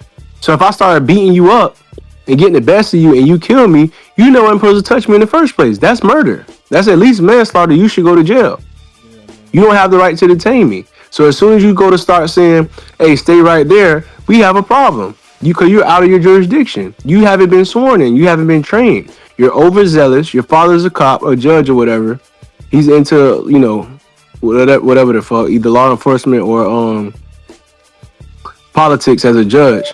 But you want to be a cop, but you never able to pass the fucking the classes and the training to become a cop. You keep failing multiple times. You out here on drugs because I could see it because I was paying attention to the case. You're overzealous. You're doing more, like what they say you're doing too much. You're doing more than you have the power or authority to do. So if you don't do that, this young man doesn't die. Be sick. Yeah, I'm here. All right, I'm gonna ask you something. Now, Obama was the president around that time. Right? Do you feel like Obama could have done more to have the outcome of that case, like kind of be a little bit different? No.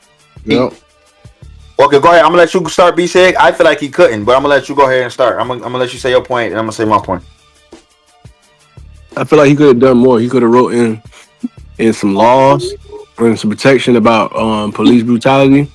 Well, he did. Obama did do something about the police brutality. Yeah, the body cam. Remember, Obama was the one who installed the cameras. Yeah, who made the police officers. Obama did that. But this wasn't this wasn't a police matter though. Wait, what's that? This wasn't a police matter. It wasn't. But you know what I'm saying? He was saying that Obama could have did more, and I feel like he couldn't have. Just in general, you feel me? Like I feel like the country we live in, shit gonna happen regardless.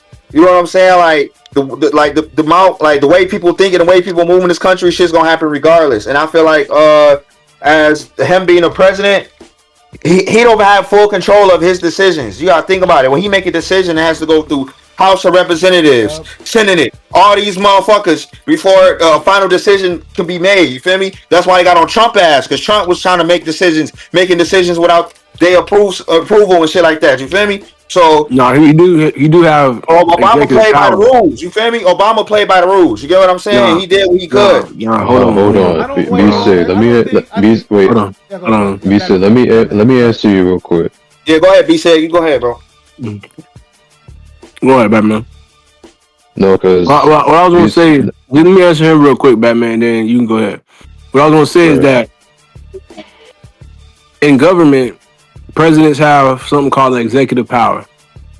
So it's a lot of things that they're saying is illegal. He's using too much of his power. That's not the case. He's doing things within his power, but he's being effective. So in a lot of places where former presidents say, "Oh, I don't have the power to do, I can't do that," Trump is showing you, well, actually, you do have the power to do that. You do have the power to do this as the president. You get what I'm saying? They just wasn't. They just weren't doing. So what did he? So but what I just said about the, like I said, the Senate and all this other shit, right? And all these branches and shit that these decisions have to go through. But what I'm saying, but what I'm saying about Obama though, you feel me? Because Trump, like you said, Trump is coming out and showing motherfuckers that you can do this. You feel me? Before Trump, motherfuckers was not doing that. You get what I'm saying? Obama played by the rules. You get what I'm saying? That he thought was, you know what I'm saying? You get it. So my point about Obama, like, you know, he could have, like, you right, he could have did more for sure, but I feel like he couldn't. And also, well, not couldn't, but he played by. He ain't know no better. He ain't know no better. He played by the rules. Also, he the first black president. All right, go ahead. I got you. Go ahead. My bad. Go ahead, bro. Go ahead. Go ahead. No, I'm just saying, like, he the first black president. You know what I'm saying? Already, motherfuckers was already hating. Let's be real. Motherfuckers was already hating that we had a black president in there to begin with. So he was just trying to do his best to please everybody. Yo, Batman, go ahead and do your thing, man. Go ahead and speak on it. I ain't gonna say too much, right? I just want to address the what B6 said about Trayvon Martin. You're right, B6. And here's the thing, I did not say, or I don't wish anybody ill or you know death. That's not me. I just said what I said, and that's it. Now, and the second thing about Obama is I didn't take it that way. I haven't seen the video yet. You know what I'm saying? You say you got a video. Yeah, so once I see the video, then I'll be able to give you, yo, Batman, you know what I'm saying, more feedback. Batman, I just went the same way, let you know where my mind was at and why I thought what I thought. Before I watch the video, so you can know where I was at. Hold on a second. So you can know where I was at versus the change I had after watching the video. You know what I'm saying? No, I understand now. To Obama, right? I don't know about y'all, but y'all probably don't even know, right? Obama wasn't a good president because there's like a video, right, before he became president, like Umar Johnson was exposing on like Obama, like how he was crooked and stuff like that. Like there was an interview, a lost interview before Obama became president. He was going through press conferences and stuff. I remember he went to his press conference answering questions.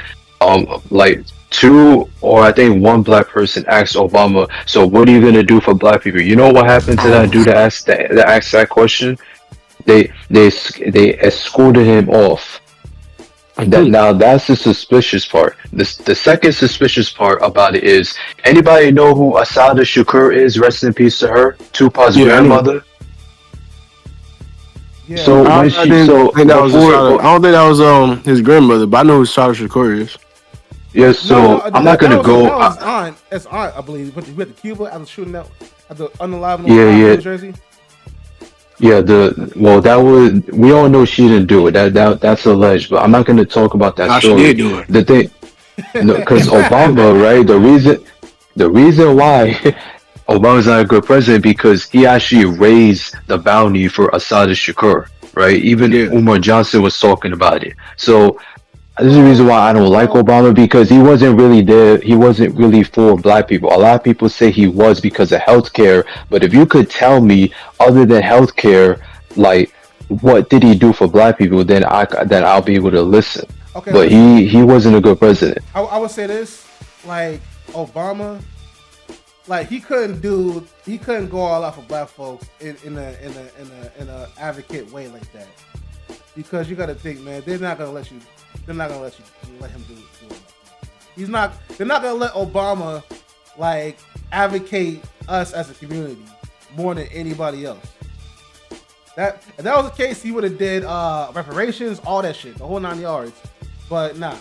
The only thing he did was tell cops, okay, from now on, you're gonna have to put a camera on your vest and document everything. And he helped out the LGBTQ community. You're not gonna get into all that, but like, yeah, nah. They're not gonna let him with that much power, like, help us as a community more than anybody else. Even though we needed that help, but nah. Yeah.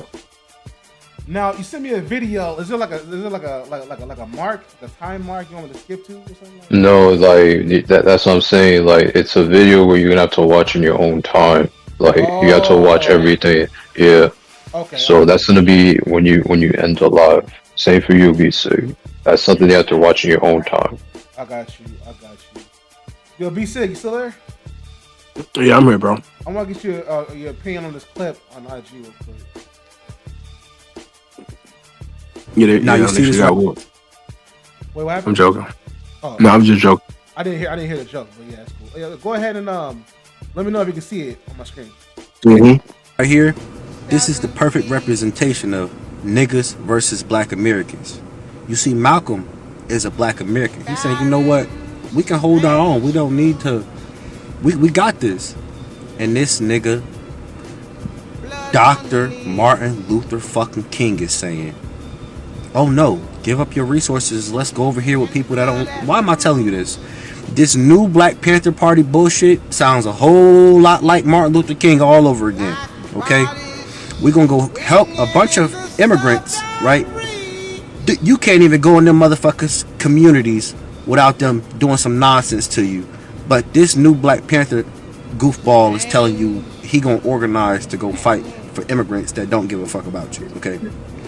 And then the actual Black Panther Party is saying, hey, whoa, no, we're not doing that. Pick a side, everybody.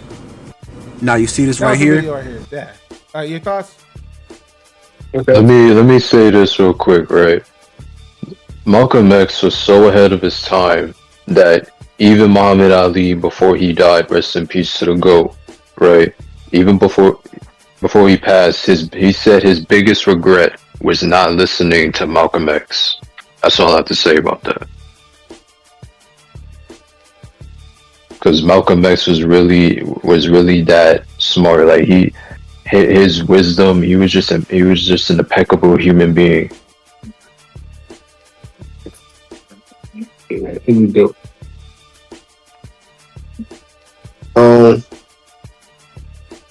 Yeah, I like to believe. I feel like Malcolm X was more accurate in his interpretation of what was going on. Yeah, I mean, there's not a Malcolm X day. There's a Martin Luther King day. That's telling, you know what I'm saying? Yeah, man. Yeah, you're right. It don't matter. Yeah, you're right. It don't matter. But you know what's sad though? It be your own people that will silence you, and that's what happened to Malcolm X. You know that famous picture of him holding the AK-47. That picture, and I seen it on Twitter, right? Somebody said on Twitter. That would be tough. If they petition Trump to make a Malcolm X Day, and Trump did that, Trump best president ever. How come we never did that? Well, first of all, like, let's ask this question: as black folks, did we ask for a Martin Luther King Day? I don't think we did. Yeah, we did that. The white folks did that. We didn't ask for that. Yeah. Same thing with Black History Month. Did black folks ask for Black History Month? That's why I don't really pay attention to Black History Month, because we didn't ask for it. Yeah, we didn't ask for shit like the shit you see today. We didn't ask for these shits, bro. Including, and I also did a video too of the Jingle Bell song. Like, if you look at the history of the Jingle Bells all the way, it started from blackface. It was basically racism. That's where it came from. Jingle Bell? Something like that. But I have to send you I also have to send you the clip as well. Okay, here's another video on Martin Luther King. Now we was. Now, you guys see it or no? Yeah, I'm watching. We killing each other then. We wasn't killing each other. We wasn't selling drugs to each other. We wasn't aborting our babies. We wasn't doing none of that. So take a look at this. Before Martin Luther King joined us to this bastard, when you walked through, he did not help. He did not help? No. Martin Luther King's own quote was that he felt he was leading black people into a burning house. You know why? He started seeing the ramifications of what joining us to the suppressor would do. Now, let me educate you. In the early 1900s, before civil rights, you had Black Wall Street. A city, thank you. This is before, okay, so this is before civil rights. Now, and that was black people sticking together. Now, we wasn't killing each other then. We wasn't killing each other. We wasn't selling drugs to each other. We wasn't aborting our babies. We wasn't doing none of that. Now, once they destroyed Black Wall Street, you know how they built themselves back up? They let the white man in. They let the white man in. When they killed Martin Luther King, the white man brought drugs in here, and niggas decided to join the white man and be against their own brother. Now, let me finish. So before civil rights, there wasn't 7,000 black men killing each other. There wasn't brothers dealing drugs to each other. There wasn't black women aborting their babies. Now here comes civil rights. So here comes civil rights with your Martin Luther Kings, your Jesse Jackson. Jesse Jackson in 77 was against abortion. Now, when he wanted to join the white man to become president, he was for abortion. So you tell me what you think. And that's what I'm saying. Like, but prior to... I mean, everything that you just said was correct, because back in the day, you never heard our people talk about abortion the way people talk about abortion now and all these other things. That's what I'm saying. Like, bro, like, again, it's like what's that saying? The ends don't justify the means. Am I saying that right? I mean, yeah. I mean, like, listen. Again, I'm glad that I can walk to Walmart and not get spit in the face or get a German Shepherd on my ass. I'm glad we live in the times where that's not the norm. But at the same time, it's like, bro, there's certain places there's certain places around America. As a black man, I can't. Hold on 1 second. Hold on 1 second. Not to cut you, but Tekka is saying something. Tekka, what is your point? Yes, because I said something about Malcolm X, and he responded saying that Malcolm X the good one out of all of them. I'm trying to understand what you're trying to say. So Malcolm X the good one out of all of them. So are you saying he's not the good one? Yeah, that's what I'm confused about. Are you saying that Malcolm X is a fraud? Well, like, what are you trying to say? It's a question. You saying it's a question? No, because the reason why I was asking, because you was laughing, the last message you was laughing, so I'm trying to figure out, are you trolling or are you being serious? That's what I was wondering. Yo, Tekka, go ahead and get your mic on, bro. Like, we're not doing these paragraph ass fucking. He said his mic don't work. Wait, never mind. You said that. I'm done. No, he said just getting into politics. You lied. Now go ahead, shit. Like, dude, speak your mind, bro. Like, you're already speaking your mind through text. You might as well put your mic on.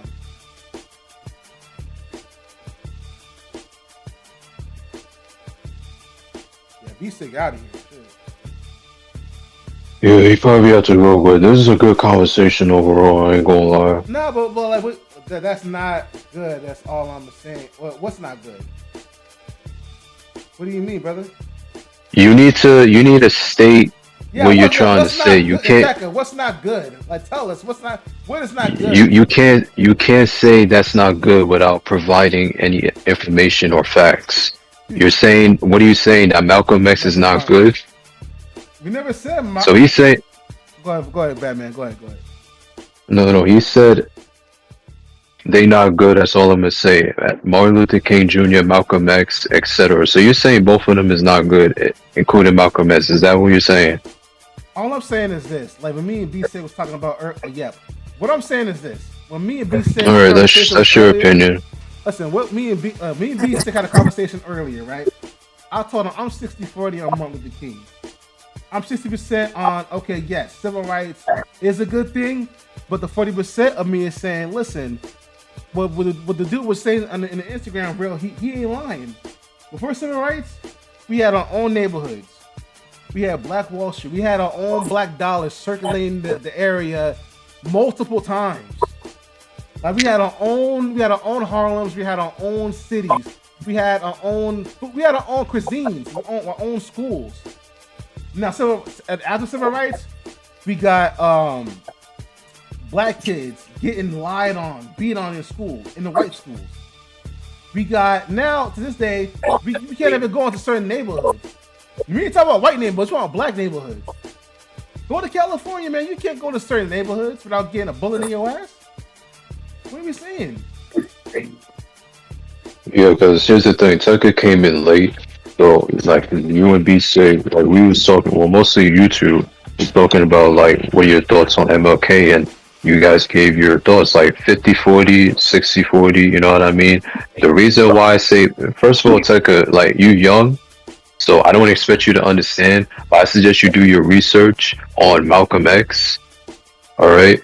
And the thing is too is like how Malcolm X was unalived, right? It wasn't even by the Matrix, by white people. It was by his own people, because the famous picture of him holding the AK-47, right? After he received death threats from Elijah Muhammad and the Nation of Islam, right? That was because Malcolm X exposed of how Elijah Muhammad was into like like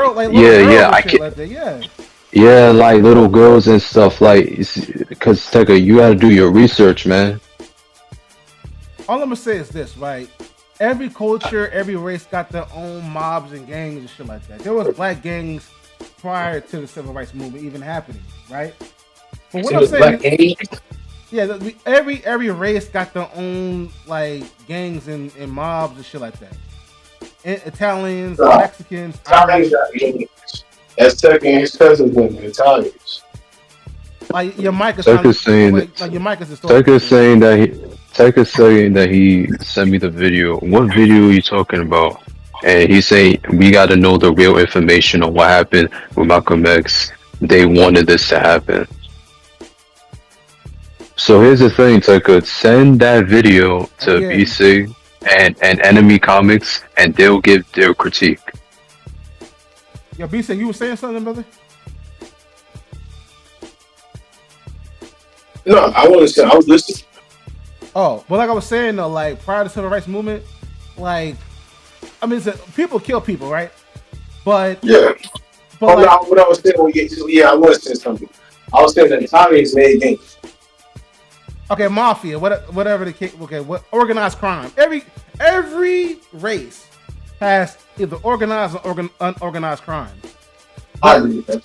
But after the civil rights movement, if you observe us how we was doing after like 70s, 80s, 90s, I mean, if you compare the numbers prior and after civil rights movement, I mean, shit, back before the civil rights movement, we wasn't unaliving ourselves at a rate like that. Yeah, we were doing well, as I said earlier in your shit. Yeah, because we were married at 80% rate. There was nobody was talking about abortions.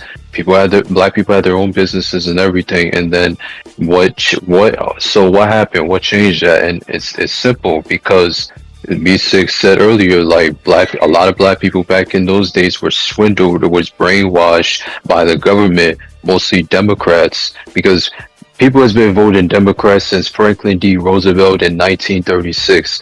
Or somewhere around those years, like almost nine decades. Republican up until like the 60s. You know, actually, you're right. I'm wrong, Music, because if I think about it, Democrats are not Republicans. You know what I mean? Republicans. Because the true definition of Republican is like they care about traditional family. Huh? No, I was saying because the true definition of Republicans is like traditional families, and that's exactly what black people was doing. The conservative, that was the conservative values. So conservative values are like they believe in Christian churches. You're supposed to do man and wife at home, marriage, have kids. Do the basic. Do the right thing, American dream lifestyle. That's what conservative is. Yeah. Liberal is free to do what you want. They believe in I could be LGBT, I could be this, I could be that, I can have any relationship I want. I don't have to be religious if I don't want to be. I'm free to do, practice whatever I want and live whatever lifestyle I want. Now, B said, let me ask you something real quick. Do you think like the Democrats and liberals of the '60s and prior was for all that? Because I think across the board that was frowned upon across the board. No, I believe that. That's why you have people like myself who were formerly Democrat has moved over because the party has moved. The things that they used to believe and stand for, it has changed. I get you. But what I think what I'm asking is this, right? Okay, so like there wasn't no LGBTQ in the '60s. I mean, there were, but there was named something totally different. It was a totally. It was, but it wasn't throwing people. It probably was about the gay people, but they wasn't telling you, "Oh, I'm finna go have a family." Right. With this man. You had to be like there was like you had to be like you got to go to certain type of areas to do that type of activity. That's what I'm saying. Right. Back in those days, across the board, whether you Republican, black, white, Democrat. The difference between back then and now is that they construe the lines. If you were gay back then, okay, you gay, but you can't have no kids. So you're right. On paper, now, but they were still having kids though. Again, like I said, back in those days, back in those days, people were still on that type of time, but they were super closeted though. Like again, exactly. There were certain bars, there were certain parts of neighborhoods and clubs you would have to go to do those type of activities. For example, right? Let me give you an example. J. Edgar Hoover, the Italian mafia had dirt on that dude. That's why he backed up the Italian mafia and focused his sights on what was it? The Black Panthers? He was a white pastor too, from what I heard. He was a what? White pastor. I don't know what that means. White passion. I don't know what that means. You don't know what white passing is? White passing.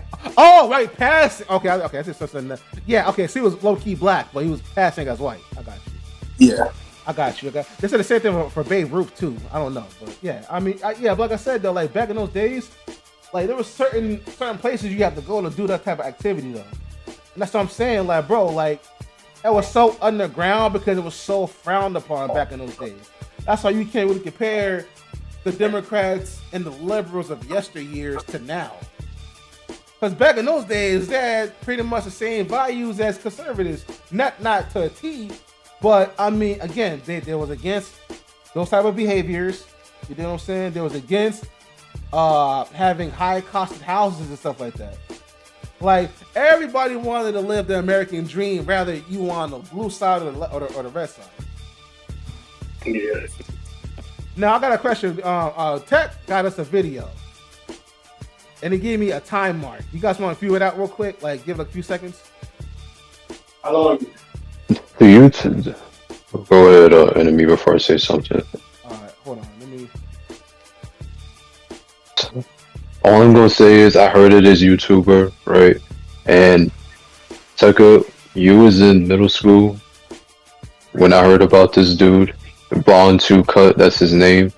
All I'm gonna say is the dude is like these people on the internet. If he has an issue with somebody, he doesn't take it to them like privately or address it to them privately. He likes, just like everybody, they will address it on the internet. Cause I remember he did that shit to Solo Minati. Like he had a disagreement with the whole spiritual thing. Consciousness will begin to talk like he's. All right, listen, now, Tech, wait, let me say something. Tech, now, if you got some freaky deaky stuff happening, I gotta close it off because we live streaming. So just be warned. If they got some freaky deaky stuff, I'm clicking off. You've been warned. Yeah. 253-35. Okay, hold on. 253. I doubt it, but we'll see. 253. You put it on what you will call it because I ain't get it yet. You got it on stream? Yeah. Look at my screen. So I'm supposed to be reading this? No. MLK. It was like this. We were staying together. We had our own. Start from the beginning. I missed it. I know. He gave us a time mark. This is the time mark right here. Okay. All right. I'm gonna go back 10 seconds. You get a little run to start. Okay. 20 seconds. No, Tucker, that's not what I'm saying. What I'm saying is, Tucker, if you had a best friend, right? He did YouTube. If he says something that you didn't agree with, are you gonna make a YouTube video bashing your best friend, or you're gonna call him privately and be like, yo, you shouldn't have said that and stuff like that. That's what a man does. A man doesn't go. You know what I mean? That's what I'm trying to say, Tyka. Okay. Let's watch the video. Hold on. They're betrayed. They give you this leader acting like they're the savior, and you put all your trust and hope into this person.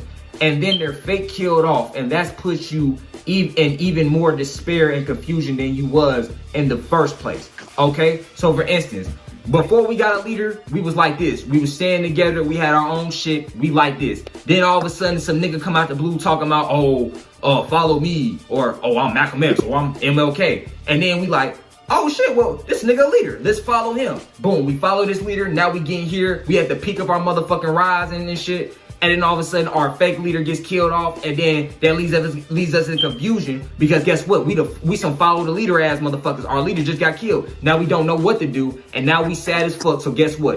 We started here, was here, and now we here, my nigga. You see how that shit work? So now we don't know what the fuck to do, and they keep hitting us with all these fake ass leaders and keep doing the same thing over and over and over and over again. That's why they fake the whole shit. That's why they killed all of our black leaders or made them look bad, such as Huey P. Newton. They also get other black actors to fake kill off these leaders so it can subconsciously stamp in your mind that black people are our own demise. So killing our leaders ain't enough. They gotta get people that look like us to do it as well. They gotta get people that look like us to do it as well, to put in your mind that, damn, bro, we keep killing our own motherfucking people, dog. We keep killing these great leaders, man. We ain't never gonna rise up. We gonna keep being at the bottom. You see how they want you to believe that bullshit? How they want you to believe that your own enemy is you? You see that game they work? This is why motherfuckers say, nigga, they playing chess with our ass. This is what they playing chess with our ass comes from. This shit get deep, my nigga. They also give these leaders different religions to cause even more division. As black people, we've been believing for 400 years, and where has it got us? Stop telling me what to believe in, bro. Stop telling me what to believe in, what to wait on. Fuck that. Tell me how I can make a nation right now, my nigga.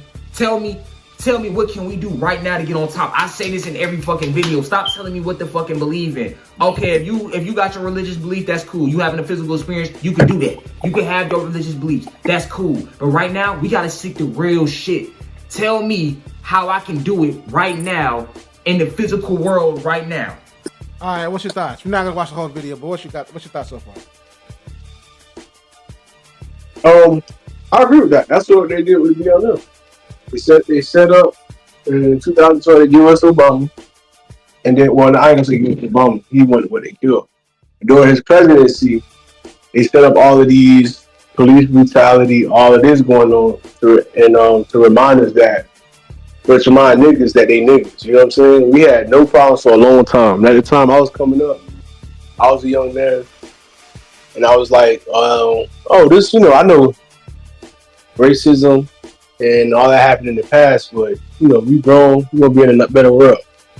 After Obama became president, I'm like, the world, we don't have to live this life. That life is a part of our past.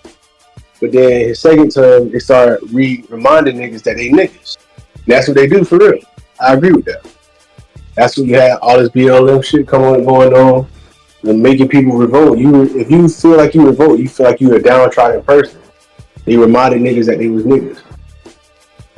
Yeah, I mean, I agree, man. Listen, again, like I said, if you watch the movie like the Truman Show, all this shit is staged. Not all of it, of course, but you know what I'm saying, for the most part, a lot of these situations, like on the media and shit, I believe, you know what I'm saying, it got some Photoshop shit to it. Did you find this kind of suspicious? Three lesbian broads started, the Black Lives Movement. The Black Lives Matter movement, but they don't want the nuclear family to exist. Yeah. You know what I'm saying? So which one is it? If our lives really matter, then wouldn't you want a father and a mother to be in the home, teaching our kids every black home to be like that? Yeah, but it's easier to control when it ain't that. So I want to promote what ain't there. I'm a Democrat. Yeah, it sounds like a lot of people want to bake a cake without having an oven. They want to bake a cake and by putting it in the microwave. You know, so. What do you mean? Nah. It is. I don't want you to really make. I don't want you to have the ingredients to make the cake. That could be my downfall. Or could they challenge me when I make my decisions? Right. Yo, Batman, you there or no? Just because I'm. For a family, I'm gonna make me to bake this family cake is gonna take bread, eggs, heat, a whisk, heat. Right. A house, electrical sources. Let me just say this real quick, Tekka. You literally base off of that one YouTuber and one video, but you didn't do enough research. You need to search up more people like Dr. Umar Johnson. You need to search up guys like Rizza Islam, right? Yeah, because I was deafened because I was deafened for like 2 minutes because I was talking to somebody, right? And I'm not saying that you're young, you're not supposed to be stupid or whatever. What I'm saying to you is you need to do enough research because I don't think you did enough. And like I said, Vontu Cut is not the person you want to be listening to. Because like I said, and I don't think you answered the question, if you had a best friend and he did content creation, he said something wild on the internet, are you going to make a YouTube video exposing or like talking bad about your best friend? Or are you going to call him privately on his number and be like, hey man, I don't think this is it, man. I think you should delete the video. That's all I'm saying. So just cause of his digital footprint, you gonna take a side from his video, and the video is a great starting point from people that didn't know about it. He's not saying to believe all of it. He's saying he said to do your own research, which I did. But yeah, you didn't do enough research. I know about Dr. Umar is not. That's not what I was saying. That's not what I was saying about Dr. Umar. What I was saying. Listen. I'm gonna say this. No. I'm not a Umar follower, but sometimes Umar got some heat. Yeah, that's what I'm saying. That's what I'm saying. I'm not. There are things that I disagree with about Umar Johnson, but you can't lie because if you pay attention to the conversation, if you pay attention to the conversation, I've been using examples from Umar Johnson because the man he knows what he's talking about. So what I'm saying to you is you saying you know about Umar Johnson, but the real question is, have you watched his videos? Have you, as a matter of fact, I have videos that are being sent to me right now from the person I was talking to. Enemy, I want you to play this, right? I'm gonna send you 2 clips. I want you to play it, right? Time stamp it. The first one is for the one is for Dr. King, and the other one he talks about the Nation of Islam, Elijah Muhammad, and Malcolm X. I think the second one you're gonna have to watch in your own time. So wait, hold on. So argue with your claim. You're telling me to listen to people that you just said you said this, that use their platform to argue with people. When he's the main person on IG, TikTok, YouTube, going crazy on other people, trying to use his clout. Vontu Cut did the same thing. He said something about Soul Illuminati. I remember that video back in 2020. All right. So what is your point? So if you know, what is your point? Because you just said, oh, why are you listening to him when he did da. When Dr. Umar did the same shit, bro. All right, wait. You guys want to? I got the video queued up. Let's go to the video. Then we get back to the No. I want to answer this question because I literally said that I held both of them accountable. Did I not? I said there are things that what Dr. Umar did that I don't agree with, and there are things that I do agree with. So I don't That's what I'm asking you. That's What is your point? I'm saying that. Why is this so much of a thing when Bantu Cut do it, but not Dr. Umar? You know, it just seems like you got like a nobody got beef with Bantu Cut. I don't even know the nigga like that. Not beef, Sure, but like animosity. Well, listen, let me say this real quick. I never heard of Bantu Cut until Tech mentioned his name. What I'm hearing, I mean, he don't sound dumb. He got a point. But then again, Umar has. I never said he sound dumb. I know that. I know you didn't say that. But from my words, though, Tech, what you showed us, okay, I hear it. I agree with it. You know what I'm saying? So I'm not saying because you're young, you don't know nothing or all that stuff like that. What you said in the chat? That's what I'm saying. That's what Batman trying to say. That's the mom. No, because what I'm trying to tell you, and I said this so many times, you need to do enough research. And what I'm saying is you didn't do enough research. You literally based on that one video. You can't base on everything off one video. You need to do enough information. All right, let me give you an example, right? No. One example, ICE, right? So there's something on the news right now. They're saying that ICE has detained a 5-year-old. And now I want you to pay attention to the words that the liberals are painting out ICE to be, right? How can ICE agents be chasing a 5-year-old kid? I want you to use your sense, right? Use your common sense, right? A 5-year-old doesn't have like paper trails to even be traced like that to be captured. Yeah, that's what I'm saying. So what is my point? The point is, so when I heard of it, I did research. Right, I did more research, and what happened was, right, the stupid illegal immigrant father literally left his 5-year-old just so he could run for the hills. And where was the mother? The mother didn't even want to take the child. You see, that is the news that they do not want to tell you. That's what I'm trying to tell you, Tekka. Like, in general, you need to do enough research. You can't be concrete and stick on one thing, is what I'm trying to say. How can an ICE agent detain a 5-year-old, or in other words, taken into custody? A 5-year-old can't even go to juvie. Well, they can, depending. We going way off track. Wasn't the point? It's not off topic. I was giving an example, and okay, I don't think you listen to this, so I'm just gonna say this last part. The whole point of that is you need to do enough research, no matter what it is. You need to do enough research to start a conversation, no matter what it is what I'm trying to say. That's it. Okay. You're assuming that I don't know anything because I just sent that one video. But okay, you can go ahead though, enemy. Tech, listen. What he's saying is this. I get what he's saying. You need more of a plane. I know. He's not saying any of that. All he just giving you advice. Just take the advice. Either eat it or you flush it. That's all you can do at this point. Just give you an advice, man.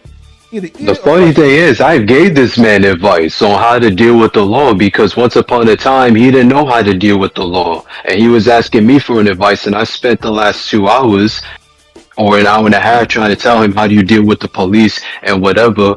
And you basically you have to know your rights, and you have to do research. Like, not only watch YouTube videos, like buy a book. And that's exactly what I did. I brought a book and I started reading, and that's the problem with us black people. We don't like to freaking read. We like to stare at our phones all the time. And what is that going to do? Or I wanted to know more information. Why not have more information when you already know the basics of it? Like, what? That's like me saying, that's like you saying, yo, don't do no more research on this because you already know about it. That don't make no sense, bro. I never said stop doing research. There's a reason why people say never stop learning. I don't, like I said, I don't think you understand the words I'm trying to say. So I'm just gonna stop trying to say. It just you're not making no sense to me. All right, okay, wait. Let's go play this clip that Batman sent me. Okay, hold on. Don't play the whole thing. I mean, it's 14 minutes, right? I'm gonna send you another one. That's for you to watch. That's for you to watch in your own time because Dr. Umar Johnson talks about Dr. Martin Luther King Jr. and he talks about the Nation of Islam and whatever. Like that's for you to watch in your own time. But he's not. He may be stupid at times, right? But he isn't retarded. Dr. Umar Johnson knows what he's talking about when it comes to these things. I wouldn't say he's stupid. I'll say he's dumbing it down on purpose. Because right now he's doing this Hollywood. I'll call him Hollywood Umar right now because he's Hollywood right now. But 10 years ago, back in 2009, he had that heat, man, and he was really speaking facts. But the more famous he got, you know what I'm saying? He said, I'm gonna make $1 out of niggas. But he knows what's up. But come on, all this school bullshit and I need donations and all that school could have been. Listen, man, me personally, you don't need a school to teach these black kids. You can do that right now. Thank you.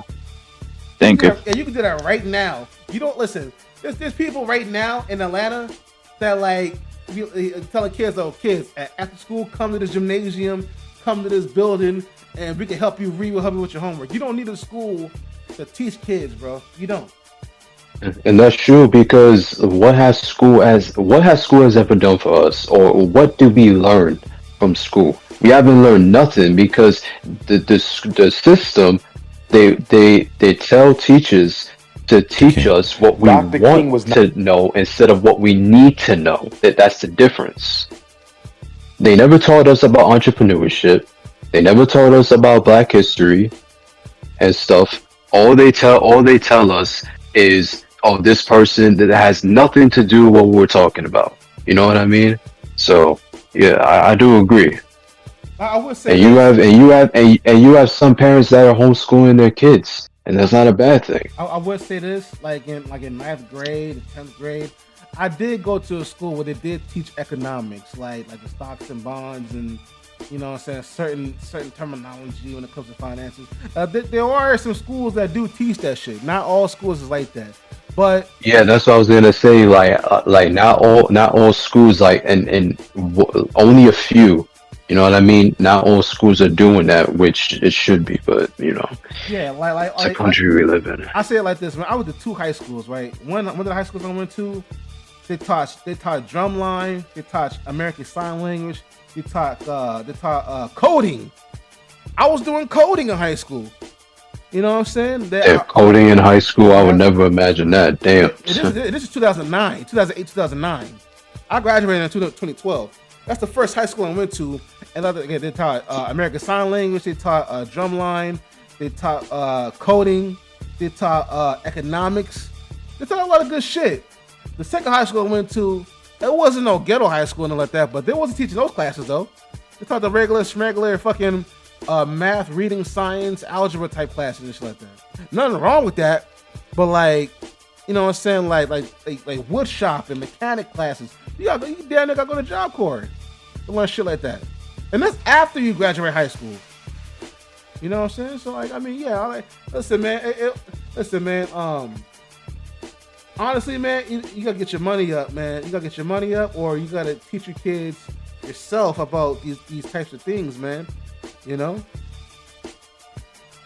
And get your what I mean is get your money at the put your kids in these schools that do teach these things, or unless you want to teach them yourself, or find a school that you know what I'm saying, find a school district that will have these types of things in these classes.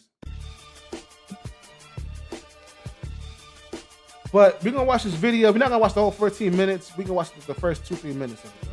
Not murdered because he had a dream. That is you can watch the rest in your own time. Dr. King was not murdered because he had a dream. Dr. King was murdered because Dr. King began to transform his message away from civil rights to economic empowerment for the American African. Most people only know Dr. King for one speech, I have a dream. but in the last years of his life, his focus shifted. Dr. King wasn't murdered primarily for speaking out against the war in Vietnam. That was part of it, but that was not the primary reason that they took out Dr. King the Great. By 1966, King believed legal equality wasn't enough. Jobs, housing, and wages were his new priority. In 1776, the nation signed a huge promissory note.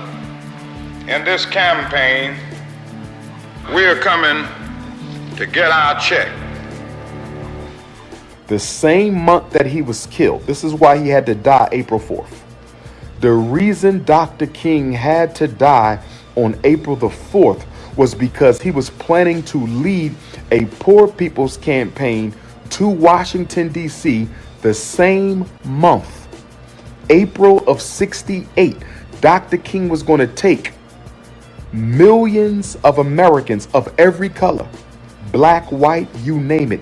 Dr. King was going to take millions of Americans from every color to Washington, D.C., and they were going to erect a tent city, and they were going to sleep there and live there until everybody left with a home and a job. Economic revolution. It would have embarrassed the United States. It would have embarrassed the United States to have poor people sleeping outside the White House, poor people sleeping outside the Supreme Court, poor people sleeping outside of the halls of Congress. It would have embarrassed the richest white nation in the world to have millions of poor people sleeping outside on his nation's capital. Economic revolution. The Poor People's Campaign was one of King's most ambitious plans. It aimed to unite poor Americans across racial lines to demand federal economic reform. Had to kill Dr. King on April 4th because the Poor People's Campaign was scheduled for later the same month. The Poor People's Campaign was scheduled for later the same month. If you don't believe me, do your research.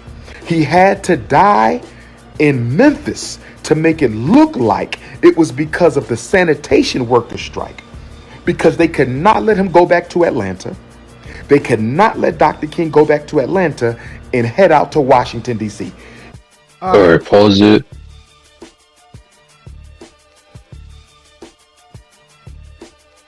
My bad. I'm muting myself. I muted myself. You know what's crazy? That last part that he said, right? Memphis. You know what I was taught in school? I was taught that he was assassinated by James Earl Ray, and that was a lie. James Earl Ray was just a scapegoat, because we all know who assassinated MLK Jr. and that was the government. That's all I have to say. Yeah, didn't his family sue the government and they won? I think so. I didn't do research on that, but I didn't hear about that. But yeah, that what Umar Johnson said spoke nothing but facts. And like he said, if you don't believe what he's saying, do research. And I'm just saying that in general.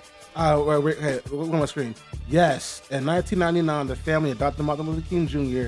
filed a civil wrongful death lawsuit against Lloyd Jowers and other unknown co-conspirators, which included government agencies. The jury ruled in favor of the King family, concluding that the assassination was a result of a conspiracy involving local, state, and federal government agencies. The trial. They did the same. They did the same thing to Bob Marley too. Now I don't know why the government would want to kill Bob Marley. That's crazy. No, because Bob Marley. Because I'll tell you. Because I'm Jamaican, right? Bob Marley was part of a group called the Rastafarians. The Rastafarians, if B-Sig was here, he could probably advocate with me on this. The Rastafarians were basically a group that don't believe in doctors, especially white doctors. They felt as if basically like black people back in black Americans. They didn't need white people to help solve their issue. Like they had their own businesses and everything. Like that is what I'm trying to say. Right. Like if a woman can give birth, they can handle that. They don't need no white doctor and everything. Yeah, like the home. What is it called? Like the home birthing. Yeah, I got what you're saying. Yeah, I mean, didn't he you see, I'm glad you said that because there was because I remember in 2016 or 17, right? I was watching a documentary. That's what they would tell you in a documentary. That's what they want you to hear. But what you need to hear is the documentary that came out last year or the year before. The last documentary of Bob Marley. They tell you that the FBI was the one that assassinated Bob Marley. Okay, listen. Bob Marley died on May 11, 1981 at age 36 from a rare and aggressive form of skin cancer called acral lentiginous melanoma, pretty much. ALM, melanoma. The cancer was first detected under his toenail in 1977, which he initially dismissed as a soccer injury. Despite treatment attempts, it spread to his lungs and damn, he went out bad. That's crazy. The cancer, and that's the thing, because when they get hurt, right, they're like, it's just a cut. It's like, it ain't that serious to them, and that's the thing. That's what it tells you on the internet. But in the last documentary, right, that's not what happened. Now listen, the treatment refusal due to religious beliefs, Rastafarianism. He refused recommended amputation of his toe, opting instead for a less effective removal of the nail bed and tissue. And it spread it to his brain, liver, and lungs. His final days, he was traveling from Germany, where he was receiving alternative treatment, to Jamaica, but fell ill during the flight, forcing an emergency landing in Miami, where he passed away at Cedars of Lebanon Hospital. I never knew that, though. I never knew he passed away like that. That's crazy. Well, that's what they tell you, but that's not really what happened. All right, let me know what happened. I already told you what happened. The FBI, they assassinated him, because I already told you what Bob Marley was all about with the Rastafarians. I said all that already. Okay. And I remember my family. They were watching a documentary when I wasn't present, and they learned the truth. And that's crazy. He died young too. I'm 32. He's 30. He died at 36. And not to mention of his songs that he made. The songs are basically the truth about because he was I think he was Christian, like he was a believer in God and stuff. So his music was mixed with religious stuff with the truth.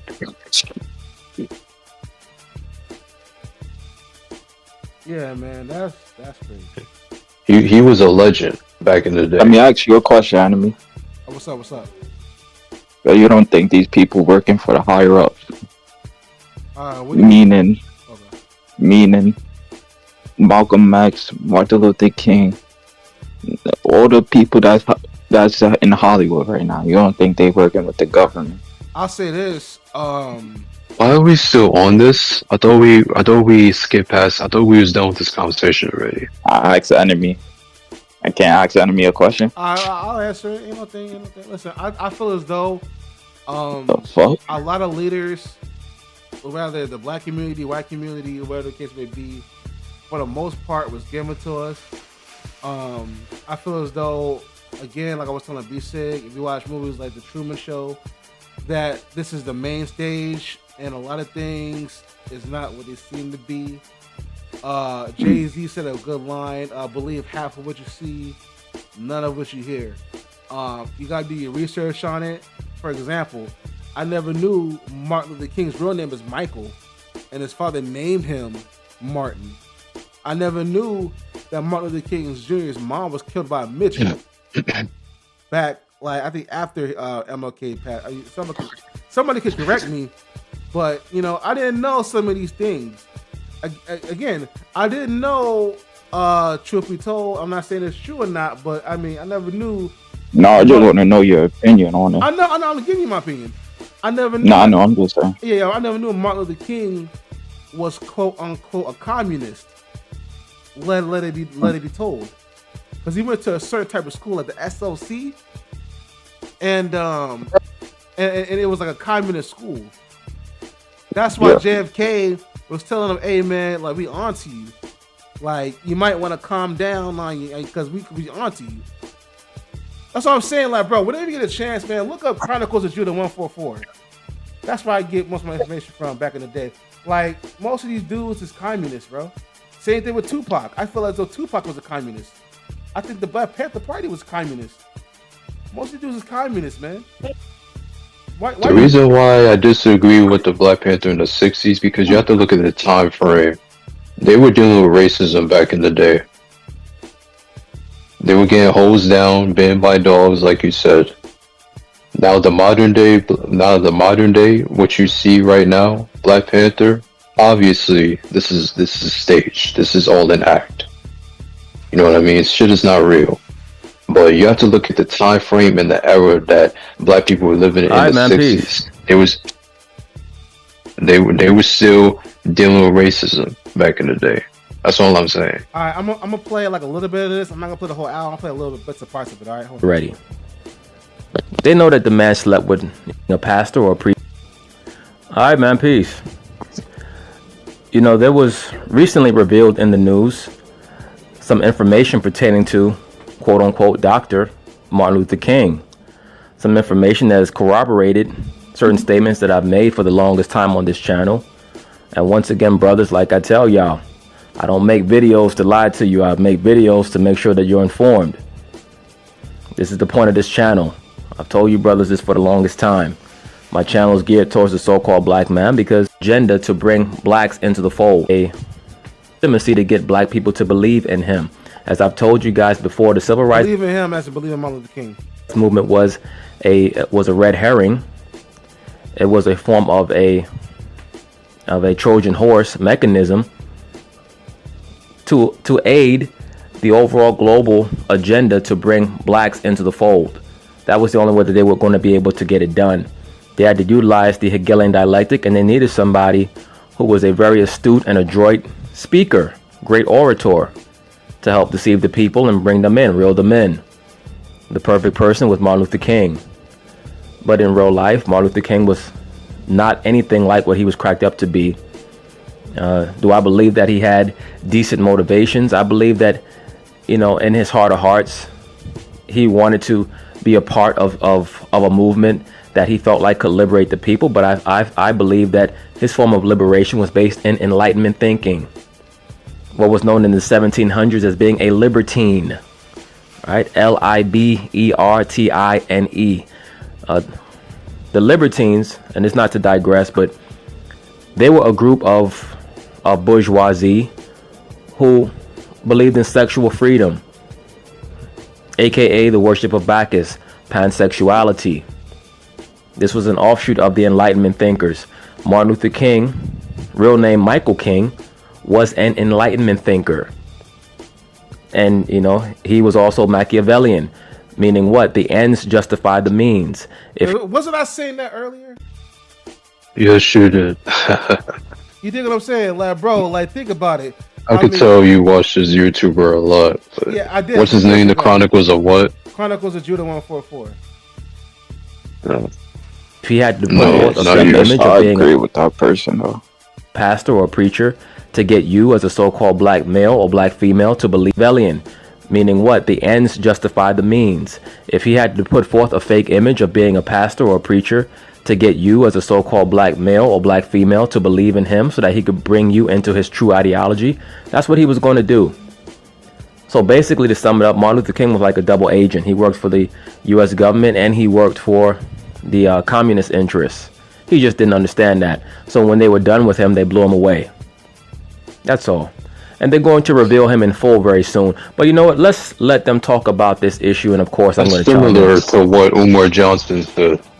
That very end part that he said, that's similar to what Umar Johnson says. There's breaking news tonight coming from the National Archive. I'm sorry, would you say something? No, I was saying that last part that he said, that's similar to what Dr. Umar Johnson said. Yeah. And another batch of JFK assassination files. They include, though, an explosive FBI dossier, not on JFK, but on Dr. Martin Luther King, the Reverend Martin Luther. And let me say this. you know, a lot of brothers are acting like this is such shocking information.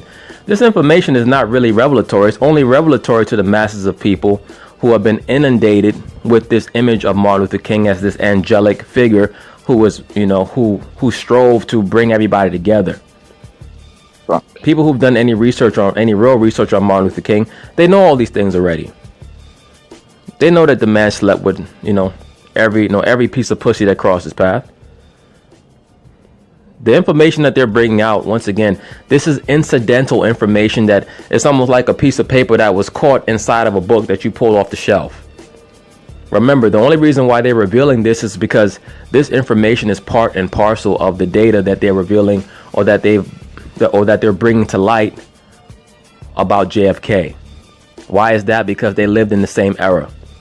Remember the time period known as Camelot, which was John F. Kennedy's time period in the White House, that also corresponded with Martin Luther King and the so-called quote-unquote civil rights movement, which was really just the black communist movement. You don't have to do that, but I'm not cool.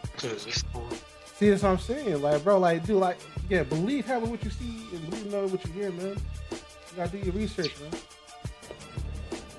Enemy, do me a favor. Can you? Is there a way for you to pause the stream real quick? I can black the screen. What's up? No, because I just want to ask Tekka something real quick. This is something different. Something I wanted to get off my chest for a minute. Go ahead. So Tekka, before 2025 ended, I noticed something weird about you, right? And I'm gonna. Wait, pause. Wait, when you say pause the stream, you mean like stop the stream? Yeah. Not like end it, but pause the stream. I mean, like. I don't know, don't you mute it. Like you don't want this conversation to be on stream? Yeah, dude, I don't want it to be on stream because I'm not doing the whole, put your business out there. I'll tell you what I do. I'm gonna exit this room. You guys will talk it out, and then I'll come back in like 5-10 minutes. How about that? That's fine. All right, cool. Yeah. I'll exit it, and then I'll be back in like 10 minutes. How about that? All right. I'm gonna let them talk it out, their business, their personal business, because I'm not messy like that. Well, we get back to Chronicles of Judah for like 10 minutes. Now, the real information on Martin Luther King, they're not going to release until 2027 under the Freedom of Information Act.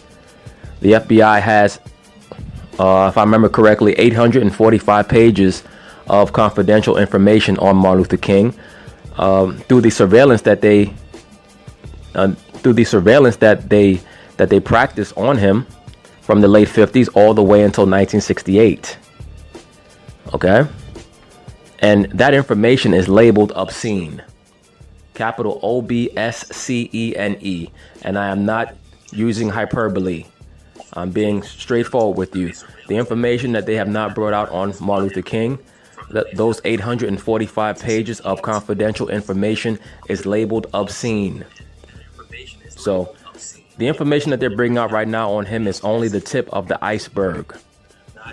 They want to depict him as a family man. He was nothing of the sort. I guarantee you that man has children all throughout America from both black and white women, if you understand how he got down. Okay?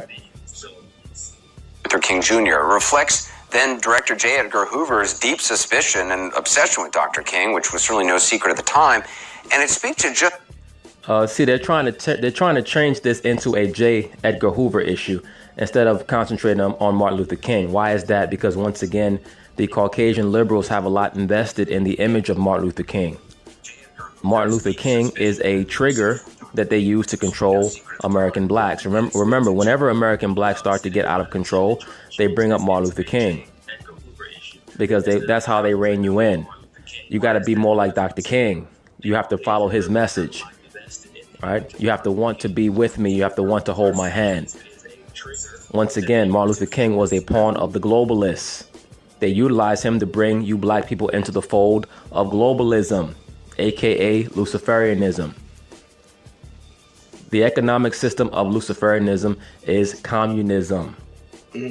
So I hope that you guys are starting to understand why I say the things that I say. about the topics that I say it about. It's to give you a little bit better understanding of why these things occur, not just what occurs, but why it occurs. And then you'll be able to see things a little bit more clearly. How far he and the FBI went to try and discredit Dr. King. The dossier released today contains items that are both, and I say explosive, but they are unsubstantiated. CNN's Gary Tuckman. Bullshit. Bullshit. Everybody who's in the know knows that that information that the FBI has, due to their surveillance, has been substantiated. And, you know, the Caucasian liberals, they like to play this game when information starts to come out on people that they need to use as pawns or control mechanisms. They like to cast doubt on the information. All you have to do is ask the people who rolled with him, Ralph Abernathy and Andrew Young, people of that sort who rolled with him, and they'll tell you about Martin Luther King. All right, they'll tell you how he operated and what he did. Okay, the SCLC, all that was a big fuck fest. That's all that was. The Southern Christian Leadership Conference. That was just a socialist communist front for, you know, Martin Luther King and his crew getting as much pussy as possible. And look, and don't get it twisted. Pussy is a beautiful thing. But when you're just using your business front to try to pull in and dupe as many of these silly women as you can, really in the veneration and the worship of Bacchus, then that's when the wickedness comes in. All right? You deal with the woman in proper order. Not with you turn to your right, Ralph Abernathy poking this bitch. You turn to your left, Jesse Jackson poking that bitch. Then you look in front of you, Bayard Rustin getting his asshole eaten out by another man, and you just sitting there chilling with two chicks between your legs. That's the type of stuff that was going on. All right, allegedly. Okay, just to let you guys know, this is why the information on Martin Luther King is labeled obscene. All right. And his whole family was all jacked up. But I'm gonna go into that as this video goes along. Joins us now with more. So what are you learning? What's in this stuff? Well, Anderson, among the more than 600 documents released late today by the National Archives is this one, a never-before-seen file titled Martin Luther King Jr., A Current Analysis. It's dated March 12, 1968, and includes a number of explosive allegations about the civil rights leader who was assassinated 23 days after this report was first compiled.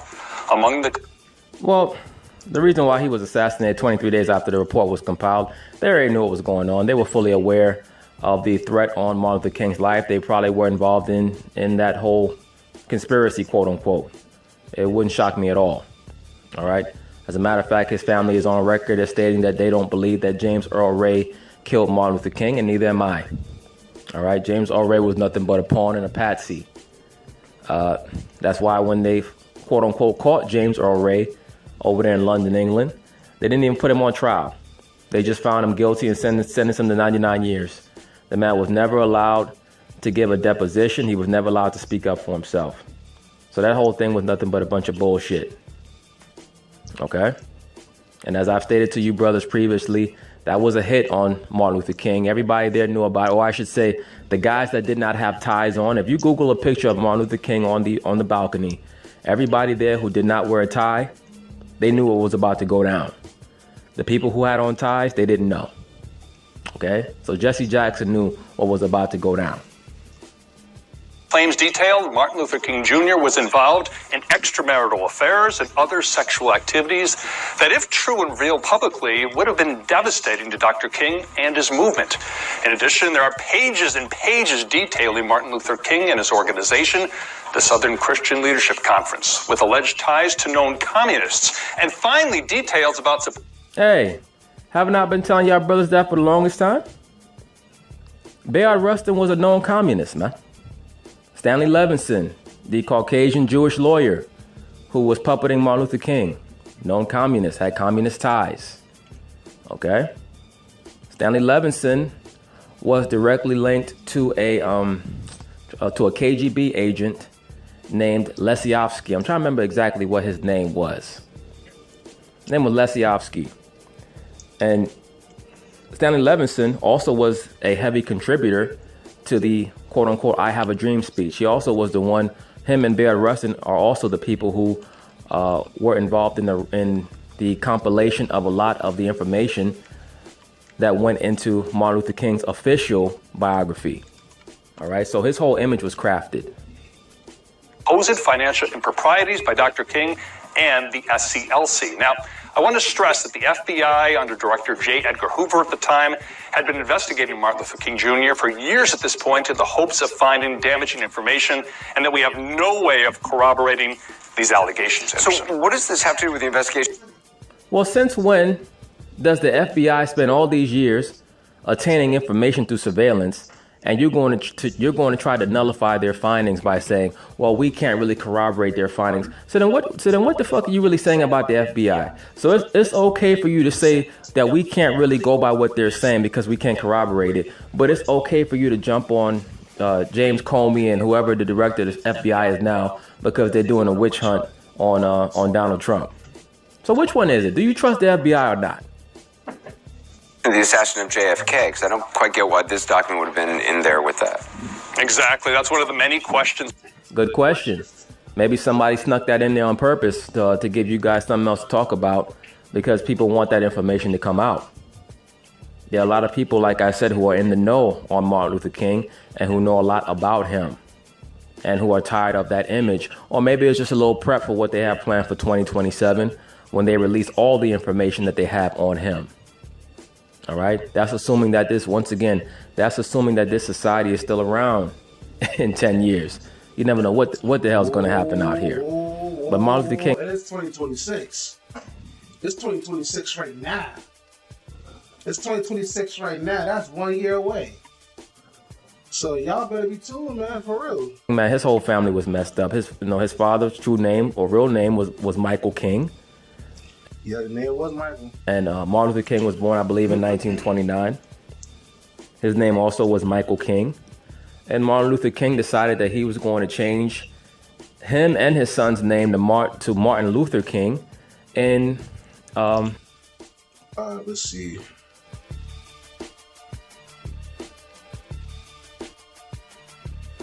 Yo, I'm back. What's up with it?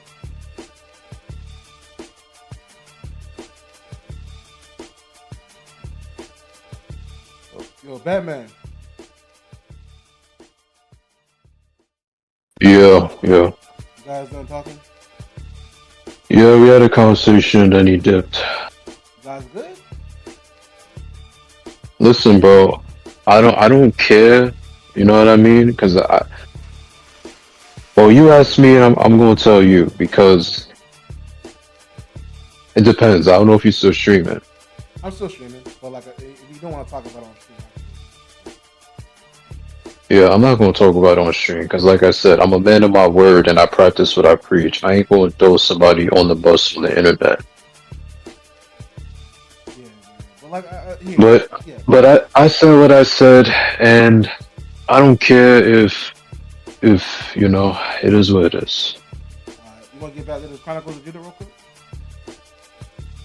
Actually, to use the restroom, and I gotta head out, but okay. All right, well, I'm I do. Yeah, go ahead, finish my bad. No, I do like the conversation that we had, right? You, me, BC. It was a real conversation, and what I liked about it the most, right? Nobody was in their feelings. Yeah, nobody got in their feelings. We had an intellectual conversation. Yes, we have friendly disagreements, and that's something that people, including our own, cannot do. We can't have a respectful disagreements or anybody getting their feelings. Now, of course, if you're talking about sensitive stuff like religion, whatever, yeah, somebody gonna get emotional. But I said in 2026, I don't care who you is. If I can't have a conversation with you without you getting your feelings, that I'm not going to talk to you, because I don't talk to adult toddlers. I don't care if you 21, 22, in your 30s, 40s, 50s. I don't care. And the add on to that, right? Like, again, if you look at people like Anton and Corey, right? Like they're not humble enough. Or maybe Corey ain't humble enough to be like, okay, you know what? You might have a difference of opinion. I'm pro-black, and maybe you don't like you can consider yourself as black, but you know, I'm not gonna get in my feelings. I'm gonna, you know, so maybe you might put me on to something. Maybe you might say something or explain something that I might not know about that might open my mind up. And maybe we can build from there. But just to call somebody an ass kisser, white people, even after calling them a de-esser of the black community, it's like you don't need to get that far.